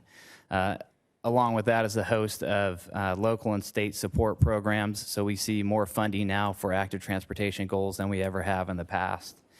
One of the things I want to point out, the picture on the right here is a picture I just shot on my cell phone when I was out at this location. And this is a rider out on Bob Hope and Ramon who was riding on the shoulder. This is not a protected bike lane in the middle of a day on a high-speed roadway. So whether there's bike lanes out there or now, we're seeing a lot more people out on the roadways, even if it's not a protected bike lane. So that's what this picture is of here. So where are we looking at active transportation? All three of these pictures that are shown here, they have one thing in common, and that's everyone's on our transportation network. So whether they're on a shoulder of a road, whether they're in a Class 2 bike lane that's on the road, or on a sidewalk and coming in and out of the road, the one thing they all have in common is that they're throughout our transportation network, and we're not finding them in one defined place. It's throughout the city we see these people using our network. So that was another goal of this project, was not to look at one specific area, but to look at the network as a whole. So for bicycle facilities, when we consider network improvements, we're really looking at if there's right-of-way in the street to put a striped bike lane. So the picture on the left has a striped Class 2 bike lane. That is on Dinah Shore. That's a project we recently completed. The picture on the right shows the legend, the marking, that's on the Class 2 bike lane. And so when we look for safety improvements, we're looking for opportunities to improve the striping or signage that we have on the roadway to make the movements more predictable and safer, not only for the cyclists, but for the motorists. And as you can see, the picture on the left, the very far left of it, it looks like a shoulder. The picture on the right is very clear that that is a bike and golf cart lane. So one of the areas we're looking for improvement is just how do we make the bike lanes very clear? Currently, in our Class 2 network, we have 32.3 miles of lanes throughout the city. And a Class 2 bike lane is what we're going to talk about, is a striped lane on the street. So it's not a sidewalk on the side of the street. We have 32.39 miles on the street, striped and dedicated just for bikes. Within that, we have 3.5 miles of golf cart lanes, and the golf cart paths are unaffected by what we're doing here, but just wanted to note that we have 3.5 miles of golf cart paths within those Class 2 facilities. Pedestrian facilities, so again, we're looking for network improvements. The picture on the left is the sidewalk in front of the library there.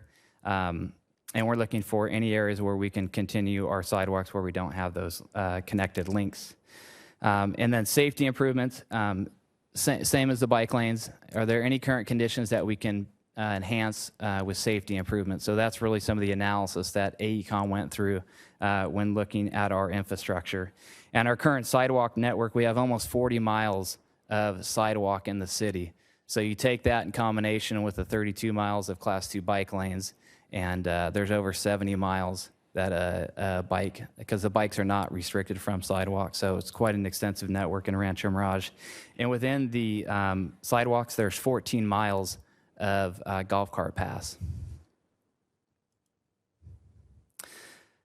So again, this picture on the left is a classic Class 2 bike lane. So it's striped on the side of the road. It has a legend in there showing a cyclist. It's dedicated just for bicycles. The map on the right, the black outline that's around it is Rancho Mirage, the city boundaries. And then the solid green line represents everywhere we have a Class 2 bike lane on both sides of the street.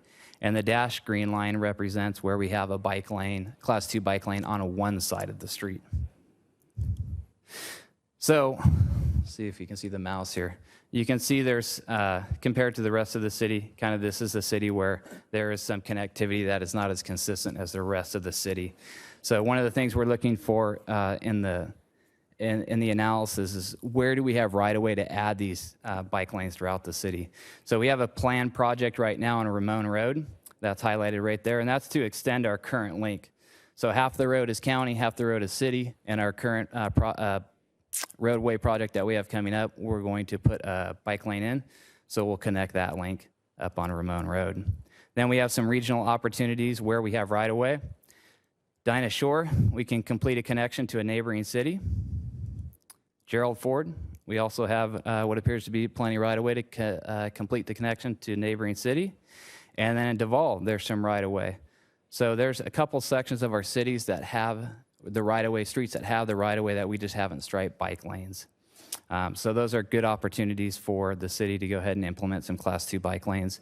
And Duval, Dinah Shore, and Gerald Ford are all called out in CVAG's 2016 Active Transportation Plan as regionally significant. So not only would they be significant for us, but they're labeled as regionally significant. We do have some constraints when it comes to places we can put bike lanes. The blue line that's coming up on the screen right there represents the Whitewater Channel, and you generally see that the green links don't go past the channel, and that's because the bridges weren't originally designed to have the extra room for bicycle lanes. It's very expensive to construct bridges, as we know. With most of the bridge designs, there was enough room for vehicles and not for bicycles. So there's basically 3 locations there that are constrained by bridges. When the Frank Sinatra Bridge goes in, we're going to have a wide shoulder on that, so you'll be able to get by. But we just don't have right-of-way on those other low water crossing or bridge locations. So this is just an illustration of right-of-way and why we can put bike lanes down in certain areas and why we can't. The picture on the left is Gerald Ford. This is between Los Alamos and Bob Hope. So this green arrow right here is 30 feet. So this is the curb face to curb face. We have 30 feet.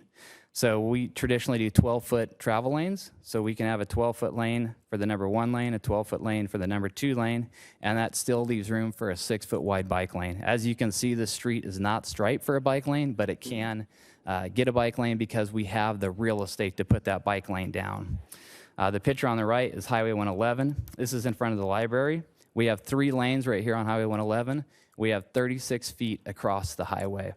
So if you take a 12-foot lane times 3, that's 36 feet. That leaves us 0 feet for a bike lane.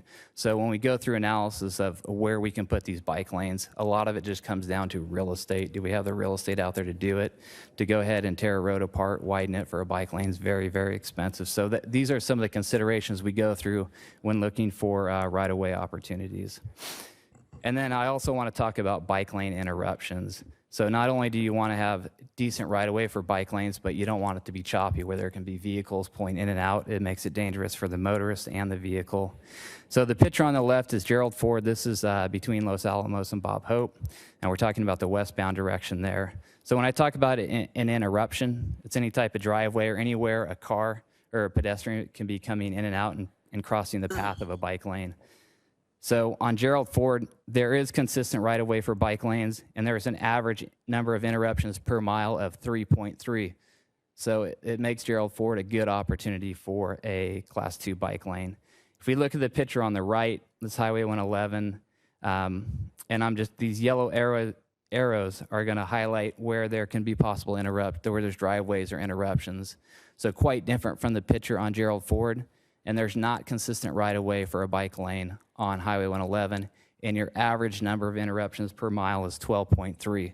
So you go through, is there the real estate to do this? And then in addition to that, how smooth is the travel for the cyclist? Is this going to be a dangerous situation? So those are some of the considerations when we think about, is this a good place for a bike lane or is it not a good place for a bike lane? So Gerald Ford, great place for one. Highway 111, not so much. So we took the same analysis with sidewalk facilities. So the picture on the left is a recent sidewalk that we've just completed. The map on the right, again, it's a solid blue line where there's a sidewalk on both sides of the street, and then it's a dashed blue line where there's a sidewalk on one side of the street. So as we can see from the map, there's really not very many deficient areas when you come to sidewalks. I mean, our city is pretty well covered with sidewalks. So when we look for places to fill in the gaps, there's some future development coming. So Section 24, I'm just going to highlight right here. There are some gaps around Section 24, but when that is developed, we're going to condition the development to do sidewalks on there. So it's appropriate that doesn't have sidewalks, and the sidewalks will come with development. Section 31, very similar. There's not sidewalks around Section 31, but it's a bare piece of land right now. When that is developed, it'll be conditioned to have sidewalks there. Just going to pull up a section of missing links here. Monterey Avenue, you can see a missing link right there, but that's because the sidewalk's on Palm Desert side, so there's actually a sidewalk. It drops here because I went what's within our city, but there is actually a sidewalk on the Palm Desert side. So there are some small missing links we've identified in this analysis, and we'll just take a look at each one of those real quick. So Indian Trail, this is the Rancho Mirage Elementary School right here. Highway 111 up here, and the yellow represents a gap where we don't have a sidewalk. So the blue area here, we do have sidewalk, but there's a 1,500-foot gap out to 111 to the elementary school. So we're going to use this as a possible grant opportunity through the Safe Routes to School program. We've identified the street, and I'm going to apply for funding as the Safe Routes to Schools programs comes up. Next area is the Rancho Mirage Community Park. We've already talked about this, and we put this money in our budget. So this is Highway 111 out here. The community park sits here, and there's a section, this yellow section, where there's a missing link. So there's no sidewalk right here. So that's something that we've put in our budget, and we plan to do over the course of this and next fiscal year. There's a small gap on Highway 111. This is Parkview Drive at the bottom of the screen here. Mag Falls Drive up here. There's a small section, a 205-foot gap that's on Highway 111 that we've identified as a missing link. Dinah Shore, this is Dinah Shore right here. Bob Hope is running north and south, and just east of the Walgreens, there's a 340-foot gap that we've identified along Dinah Shore. And then just east of that location, closer to the dog park, we have sidewalk all where the blue's at, but there's this small missing link to get access all the way to the dog park. So that's another location that we've identified for sidewalks. And then two more. There's one on Gerald Ford. So there's no sidewalk currently right here, right off of Gerald Ford. So that's a 375-foot gap. And none of these sidewalks are very expensive. These are relatively, for public works projects, relatively inexpensive projects. So it's some low-lying fruit that we can go ahead and connect some of these links, and that way pedestrians aren't walking out on the street. And then the last area is this 325-foot gap on Gerald Ford, just west of Oasis Way. Okay, so let's talk about safety improvements for bicycle facilities. According to the recent transportation study that we just had done, approximately half of cyclist collisions occurred at intersections. So when we talk about safety, we can identify half of them occurring at intersections, so it's worth us putting time into identifying and correcting some of these intersections to the best of our ability. So some high priority intersections were listed. I'm just going to pop them up here on the screen. They're going to show up in the green. And so those were 5 of the high priority intersections, and I'm going to show you a slide of what currently we have at one of the intersections and what we could have at one of the intersections. So this is one of those green intersections that was highlighted. This is Bob Hope at Frank Sinatra. This is the current condition it's in. So as you can see from the screen, we don't see any bike lane here.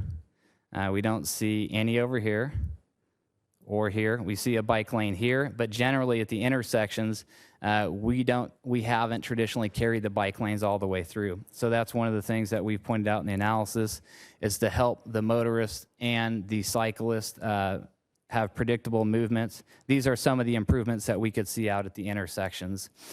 So with the scenario here, we have clear delineation of where the cyclist would go. In all directions, so that it's not a surprise to the cyclist or to the motorist where that cyclist is going to be at in the roadway.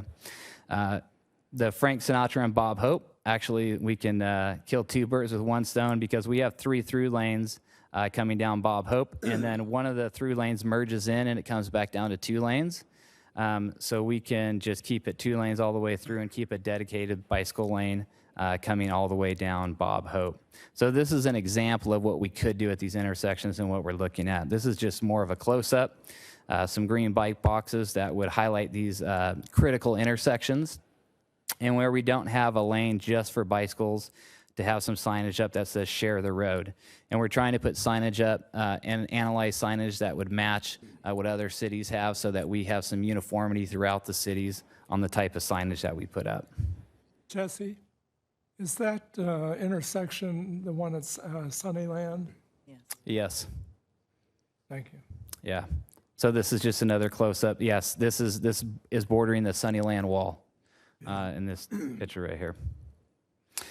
So Bob Hope and Country Club, I'm just going to go through this quick, but it's more of the same. You don't see a bike lane carried through here where it can be, and it's just not really clear at the intersection.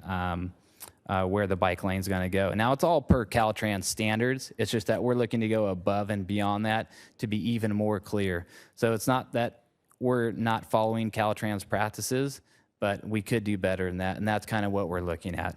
So again, some of the same types of markings that we looked at on the previous slides, some signage, just to make it more clear. This is just a close-up of Bob Hope and Country Club. This was what our associate engineer, Chet Can, and Bill Enos have been working on. So these are just ideas that have come out of this analysis. So I want to just take a second to talk about our current practice, what we could do as a best practice. So currently, we drop the bike lanes before the intersection. So this is a bike lane right here. It drops before the intersection, and then it leaves the motorist kind of unsure what the cyclist is going to do. So what we'd recommend is to take the bike lanes up to intersections when we have the right-of-way. So if we have enough room where we can have a dedicated bike lane all the way up to the intersection, that's a best-case scenario. We're not always going to have that right-of-way, but when we do, it'd be good to take advantage of it. Right now, we provide a bike legend every 1,000 feet, which this is actually above the Caltrans standard. As you can see on the right side right here, this is a typical legend that you'll see on the side of the road. This is going to be a 6-foot wide Class 2 lane. And this is the stencil that gets laid down on the road, a thermoplastic stencil. We do that every 1,000 feet. Best practice would be to take that to every 500 feet so the motorist doesn't confuse the bike lane for a shoulder. So it's just a reminder to the motorist that this is the place for a bicycle to be traveling. We do not have any highlighted legends, so our typical legend is just this thermoplastic cyclist with an arrow. What we'd recommend as a best practice is at critical areas like intersections, to go to this more standard, what is becoming more of a standard in these critical conflict areas, is to highlight those legends with green. So not everywhere, but at critical intersections to have those. And then our current practice is to do a 6-foot wide bike lane. This is the picture on the left without a buffer, so it's just one stripe lane. And when right-of-way exists, a best practice would be able to do a buffer, like the picture on the right has, so it separates the vehicle from the cyclist on the side of the road. So we're not always going to be able to do a buffer, but when we have the right-of-way to do that, when we actually have the real estate, it's good practice to do. So let's talk about safety improvements for pedestrians. There's a graph here on the left, pie chart for accident locations. And the biggest area here is almost 50% of accidents for pedestrians are pedestrians crossing in an intersection. So it's where pedestrians are supposed to be. It makes sense that that's where pedestrians get hit the most because that's when they cross vehicular traffic. 23% are in the road, including the shoulder, and then there's 31% that's crossing not within a crosswalk. Those are hard to define where those areas are at. It's very easy to define that almost 50% of these are coming to intersections. So to really look at intersections and how we treat those is, I think, where we're going to have the most value when we assess how to keep pedestrians safer. So a couple of recommendations that came out of the report is to do some additional striping at our crosswalks. Right now, we do the white lines. We don't do additional any type of zebra or hash marks. That's a recommendation to consider that. Also a recommendation to consider skewing these crosswalks back a little bit further. So as you can see, the crosswalk starts here in our current condition, and a best practice would be to skew it back so as a car comes around the corner, they have more room to stop if they see a pedestrian in that crosswalk, and to consider doing dual ramps at intersections that have a lot of volume. So these are some good considerations that we're going to start to look at as we do projects on a go forward if we can implement these types of improvements within our infrastructure. The other thing we asked the consultants to look at was the future impact. So we didn't want to be short-sighted with the analysis here, but we have Section 24, Section 19, and Section 31 that are going to build up, and there's going to be quite an impact to active transportation. And when the consultant went through our specific plans, they said there's really a lot of thoughtful consideration and provisions already in our specific plans, and they didn't notice any deficiencies. They didn't have any new routes that they identified, and they said that our planning department has done a really good job with incorporating active transportation within our existing specific plans. So we don't have much to report on changing any of our specific plans, which is a good thing. Caltrans constantly updates their standards, so obviously that'll continue to be updated, but there wasn't a lot that the consultant had to say about future development as far as it pertains to active transportation in these sections. We also asked the consultant to look at the future impacts of CV Link and what that would do. And so I'm just going to read this here on what this is just verbatim out of the report. They said the final build out of CV Link with a detour in Rancho Mirage on Highway 111 would be disruptive to the city's current roadway conditions. The CV Link will create stress on the existing no-build roadways due to confusing interactions among motorists, cyclists, and possibly NEVs.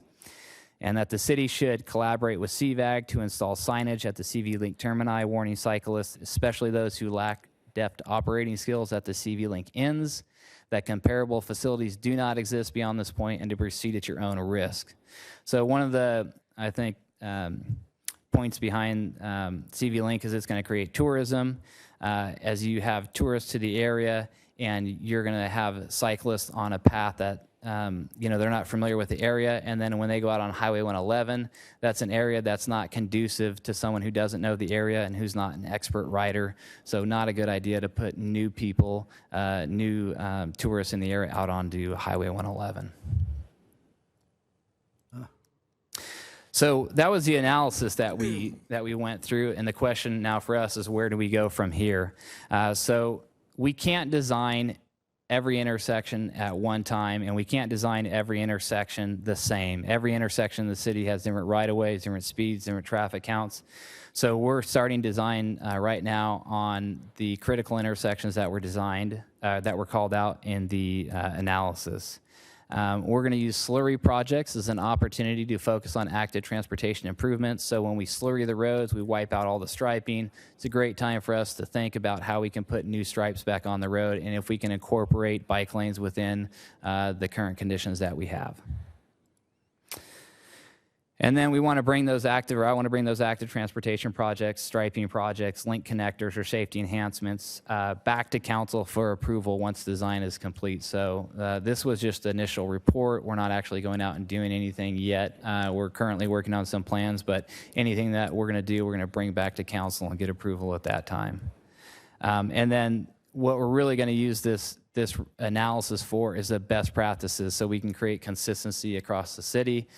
We don't want to have to redesign or reinvent the wheel every time we think about how do we design bike lanes at intersections or on our streets. So this can really create consistency by this being the toolkit of best practices we use across the city. So that concludes my lengthy presentation on active transportation. If you have any questions, I'd be happy to answer them. Jesse, maybe you could tell us about some of the meetings you've had with our neighboring cities relating to this plan. Yeah, so I've been in close contact with Indian Wells, Palm Desert, and Cathedral City. So I think it's important. Obviously, the goal of this project is to create consistency on our roadway so that the cyclists and the motorists know what's happening, and that shouldn't stop at our city boundaries. So we want signage, striping, and any type of active transportation improvements that we do to be as consistent as possible with our neighboring cities. We know where the city limits are at. A cyclist may not. The general public doesn't know where the city limit is at. I don't want our bicycle facilities to stop at our city limits. So we are getting best practices from Palm Desert. We're sharing our best practices with all the cities. I've shared this PowerPoint with them. I had a survey sent out to the Desert Bicycle Club, just asking them their input on what type of roadway improvements they think create safety. I've shared those with Cathedral City, Palm Desert, and Indian Wells. So we're trying to collaborate. I'm trying to collaborate as much as possible so that there's consistency throughout the cities on our active transportation network. So Jesse, what's the timing on this project? Well, again, this is a focus on the best practices. So we have a slurry project coming up. Actually, you just awarded the Riaz slurry project that we're going to start in September. So we are heavy on redesigning every roadway that's going to be slurried because the stripes are going to be gone. So we've hired an independent active transportation consultant he's an expert on bike lanes. So we're drawing plans right now in-house on how we can restripe the roadways that we slurry. And then we're having an active transportation engineer who that's all he really does is to look at them, review them, give us improvements. So we're expecting when this slurry project is done in October that a sixth of the city and some of these critical intersections are already done. So we're working on it right now. But I'm going to bring those plans back to you. So I'm not going to stripe anything out on the road without coming back to council, showing you the plans and getting approval. But we're working on it right now. Jesse, I have a question. I've noticed in some of the other cities that with the striping, I don't know if it's because they come to the intersections, but they are also coloring the whole area with yellow. Have you considered that? Is it too expensive? Are the other cities doing it? Could we connect with that? What's your thoughts? Yeah, so we have identified some areas, some conflict areas. We're looking at the green at conflict areas. There's a couple things when you start to lay down a lot of paint on a road, the road gets slippery. And after a year or two of cars driving over a green area, it starts to look green with black tire marks all over it. So we're trying to be thoughtful on where we put our green boxes and actually pull them out of the path of travel where the tires go. So we're trying to highlight the critical intersections, but not have the green boxes to where a tire would actually go over it and tear the paint up. So it is expensive to do these green boxes. So some areas do long stretches. What I've seen out there is after a year or two, they don't look so good. Yeah, I was seeing in Palm Springs complete yellow all the way down. So thought it does bring attention to it very quickly, though. Yeah, it does. I think kind of what we've identified is a compromise where it still draws your attention, but we don't have a whole entire lane of green paint where the maintenance is a concern, and to where, after a year or two, it starts to take a more poor shape. Yeah, and I think part of the plan is focusing the green boxes where you need it the most instruction, the most attention, which was the intersections. So the slides that you saw on the intersections, those did include the green boxes. It gets the driver's attention. It provides the most direction when you have the convergence of that traffic. Thank you. Okay, any other questions from council? I have a question in regard to the bicycle image that you mentioned would take place every 500 feet. Yes. Is that going to be throughout all the bicycle paths? Yes. Great. Yes. Okay. So that, again, that's not going to be green, but it's a very visible stencil on the side of the road, and at 500 feet, it's going to be highly visible as you travel along the road. Absolutely. And I think the great thing about this plan, this roadmap that Public Works has developed is now this is a document that the city can plan on. And we've identified these gaps, and some are very easy to fix. So we saw a couple sidewalk gaps that were less than $20,000, and there's a gap there because there's been no development. So let's go ahead and bring those projects forward and get those gaps closed. If development ever happens in the future, they can take over that sidewalk.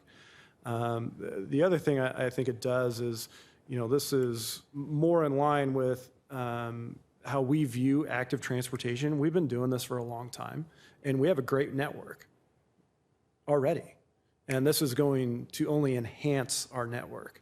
And the truth of the matter is, if you're relying on one pathway for your active transportation safety, it's not going to work out for you. We all know that the pedestrians and the bicyclists will be on every street. You'll never get everybody to use just one pathway. So taking a holistic approach at our city and allowing it, some of it's going to come in with development, some are going to be driven by the city, and then others are going to require more effort, maybe even talking about going out and getting right of way. That all just takes time, but it gives us the ability to sit down with our neighboring cities. So as we do a project and it bleeds into another city, we're going to be sitting down with our neighboring cities saying, hey, in 6 months, we're going to be doing the slurry project, and we're going to stripe a bike lane. When they cross the city limit, you don't have a bike lane here. We want you to know that we're doing this project, and is there something that you want to do together and add the bike lane to your side of the street as well? So it gives us the ability to work with our neighboring cities of, now that we have this plan, we can identify these projects and coordinate with our neighboring jurisdictions as well. So it's not only beneficial to us, it's also beneficial to our neighboring cities as well. Right. Any comments from the public? Hi, Brad Anderson, Ferber Drive, Rancho Mirage. I think it's great. I know, I believe, just information, or CVAG with the CV link, I believe that they were going to give out or have signage or give out maps to people that end at the city limits on alternatives to maneuver their way through the city. And I think it's great that you would also have some signage at the entry of the city, deterring or alternate routes for those people too, because that's going to be an issue. As far as the crosswalks go, I know other cities have the little strobe lights in there, you know, and again, fresh paint on and well-lit intersections is really all that you can do to preserve life. And I know at Kirkland, Washington, I used to live up in that area, and they would have little honor system. They'd have little flags on each side of the sidewalk, and people would take these little flags and cross the street with those, and then take them home. Now I don't know what they did with them, but that's something you can look at too.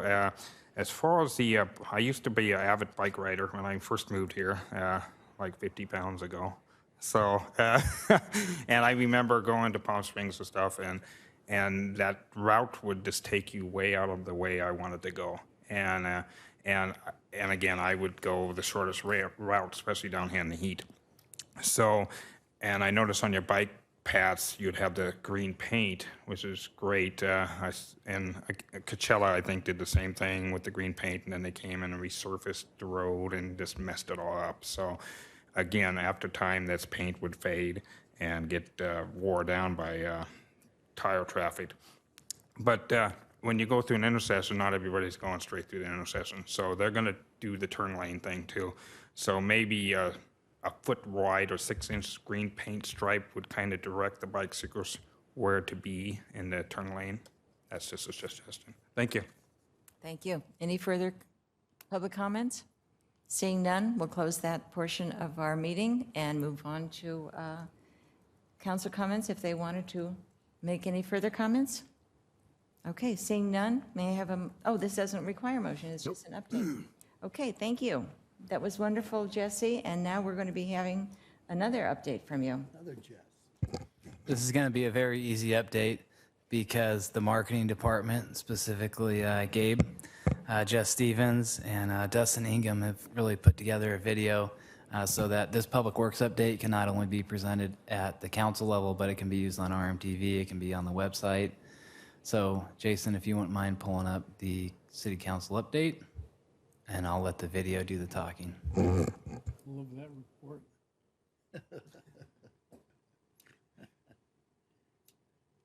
Hi, my name is Jesse Eckenroth. I serve as the Director of Public Works for the City of Rancho Mirage. Today we're out here at Highway 111 at Country Club, where we recently completed a painting project on our traffic signal poles right behind us. So Public Works is in charge of maintaining the roads, the traffic signals, the parks, trails, city facilities, storm drains. So we want to show you how your tax dollars have been at work. We're going to head back to the office and look at some projects that Public Works has recently completed. Now that we're back in the office and it's a bit quieter in here without the roadway noise behind us, we're going to get into detail on some of the projects that Public Works has recently completed. So let's start with roadway projects. We've been out to Morningside at the south end of Morningside where it tees into Country Club, and we've recently made that roadway safer by adding new striping, delineation, and some flashing signs that are out there to get motorists to slow down and make them aware of the stop signs that are ahead of them. Frank Sinatra Low Water Crossing was damaged during the Valentine's Day flood, and that work has been completed and it has been restored to its pre-flood condition. Country Club low water crossing was also damaged during the Valentine's Day flood. That work has also been completed and the road is back to pre-flood conditions. Another project that we've done out on the streets, maybe a little bit less noticeable, is filling in all the cracks where we're about to do slurry. So we've filled in miles of cracks on our roadways, and that is the first step in the slurry process. The second step is to cover all the cracks with new fresh slurry so the roads are in nice tip-top shape. After roadway projects, we've gotten into some maintenance projects that we've done recently. We went through the city, all 435 storm drains that we have in the streets, and we've had those cleaned out. Fortunately, we did it right before the Valentine's Day flood, so all of our storm drains were operating and we sustained very little damage other than where our streets crossed the Whitewater Channel.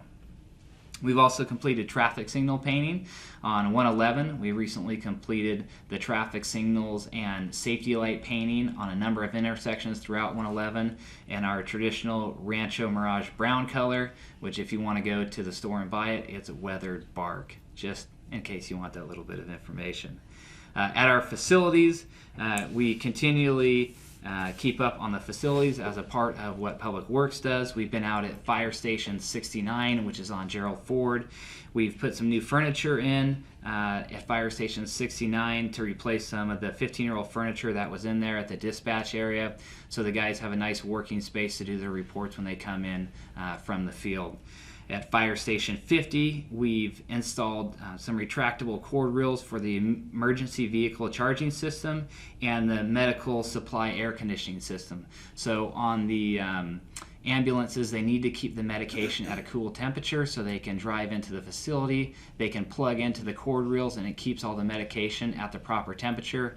So when the medics are administering the medication, everything's functioning as it should be.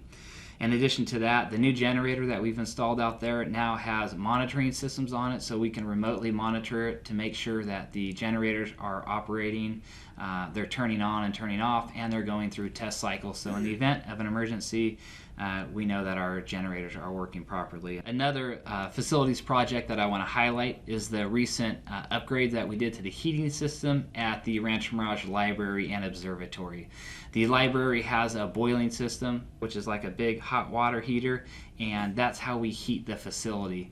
We had a 12-year-old heating system, and we've recently replaced it, and we've replaced it with 2 heaters so that we always have a backup in case one heater goes down. We have a secondary backup so that we can always have heat at the library. And then for upcoming projects, we have the signal synchronization project that is right now in Caltrans review.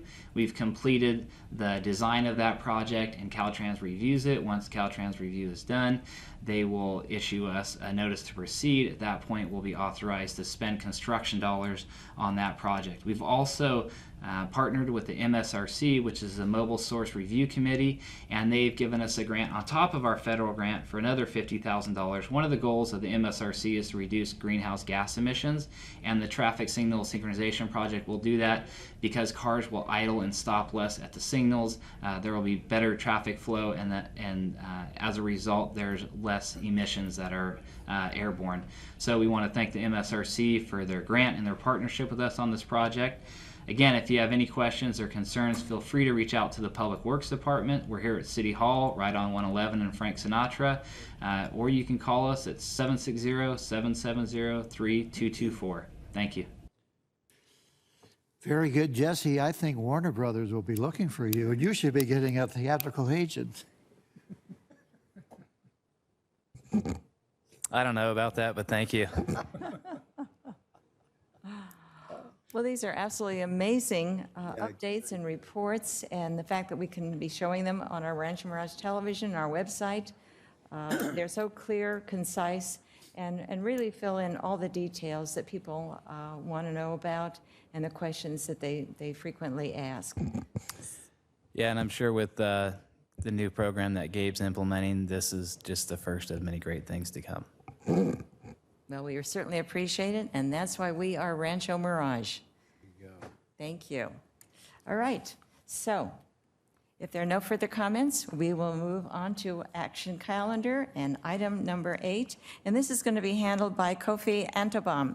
He's the Director of Administrative Services, and the subject matter is the resolution of intention to annex territory.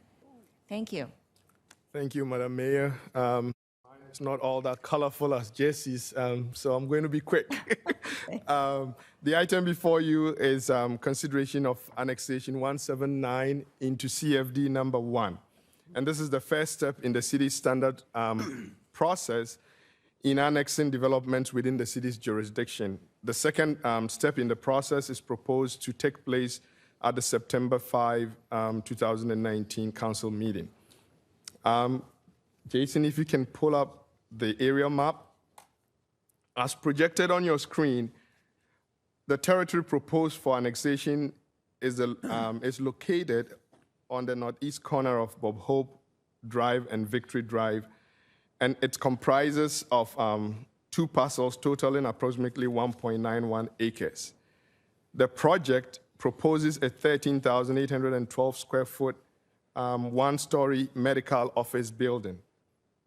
Preliminary Development Plan number 19001 was approved by the City Council on April 18, 2019, and has a condition of approval number 49 to annex into CFD number 1. In accordance with that condition of approval, the owner, which is DHO Property LLC, submitted a petition for annexation requesting that the City Council initiate annexation proceedings to annex the territory into the district and provide for an expedited approval of the annexation and the levy of a special tax. Approval of this resolution will allow the city to accept the petition submitted by the owner for annexation, consent to the levy upon the annexed territory, allow a shortening of the time for the special election to expedite the annexation process, accept and preliminarily approve the annexation map, and also direct the city clerk to record the map, and finally establish the date and time for the public hearing on the annexation and the levy of special tax. And that concludes my presentation. I'll be happy to answer any questions that you may have. Thank you so much, Kofi. Any questions from council? Nope. Okay. That's On this side. CFD number 1, is that right? Yes. Yes, this is into CFD number 1 for police and fire. Right. Okay. No questions from council. Are there any questions or comments from the public? Seeing none, we'll close the public session and move on to a motion. Would someone like to make a motion? Richard? Is it? Would you like to make a motion? Yes, thank you. Thank you, Ted. The motion is City Council adopt resolution number 2019, next in order, declaring the city's intention to annex territory to the Community Facilities District number 1 and to levy a special tax herein for additional police and fire services, preliminary approval, a map of the area proposed to be annexed, and a schedule of a public hearing to consider annexation and the levy of a special tax for annexation number 179. Okay. Okay, we have a motion and a second. Please vote.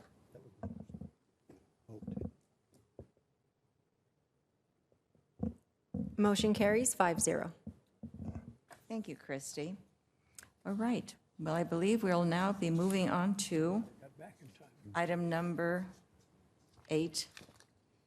9. 9. 9 comes That's what that after says. Well, and that's what it says here. I need different glasses. All right, so we're moving on to item number 9, and that's the Dell Web Project and Rancho Mirage Community Facilities, and that will also be handled by Kofi. Thank you, Madam Mayor. This item relates to the Dell Web project. And so, as specified in the development agreement between the city and the developer, which is Pulte Homes, dated November 6, 2016, the developer requested that the city establishes 3 CFDs, 3 community facilities districts, and issue bonded debt to assist in funding public improvement costs and public infrastructure fees for the 6 phases of the Del Webb project. To date, 1 CFD has been formed, which is CFD 4A, which covered the first 2 phases of the Del Webb project. This item before you this afternoon is a consideration of 2 resolutions. Resolution A is an intent to establish CFD 4B and to authorize the levy of special taxes. And then Resolution B is to incur bonded debt to fund public improvements that are specific to CFD 4B. The city received a petition from the developer requesting that the city move forward and declare its intent to form CFD number 4B and incur special tax debt. The bonds are expected to be issued and are not expected to be issued until the spring or summer of 2020. Similar to CFD 4A, these bonds are not debt of the city and are solely going to be paid out of pledged special tax revenues paid by property tax owners. The tax burden, including CFD 4B, special taxes are expected to be 1.7% of assessed valuation, with the CFD tax ranging from approximately $800 to $1,300 based on the size of the home. Property owners are notified of the special tax prior to the purchase of the home. They also have the option of prepaying the special tax, their portion of the special tax. Today's action, if approved, is the first step in the CFD formation process, and step 2, which will be a noticed public hearing, is proposed to take place at the September 5, 2019 council meeting.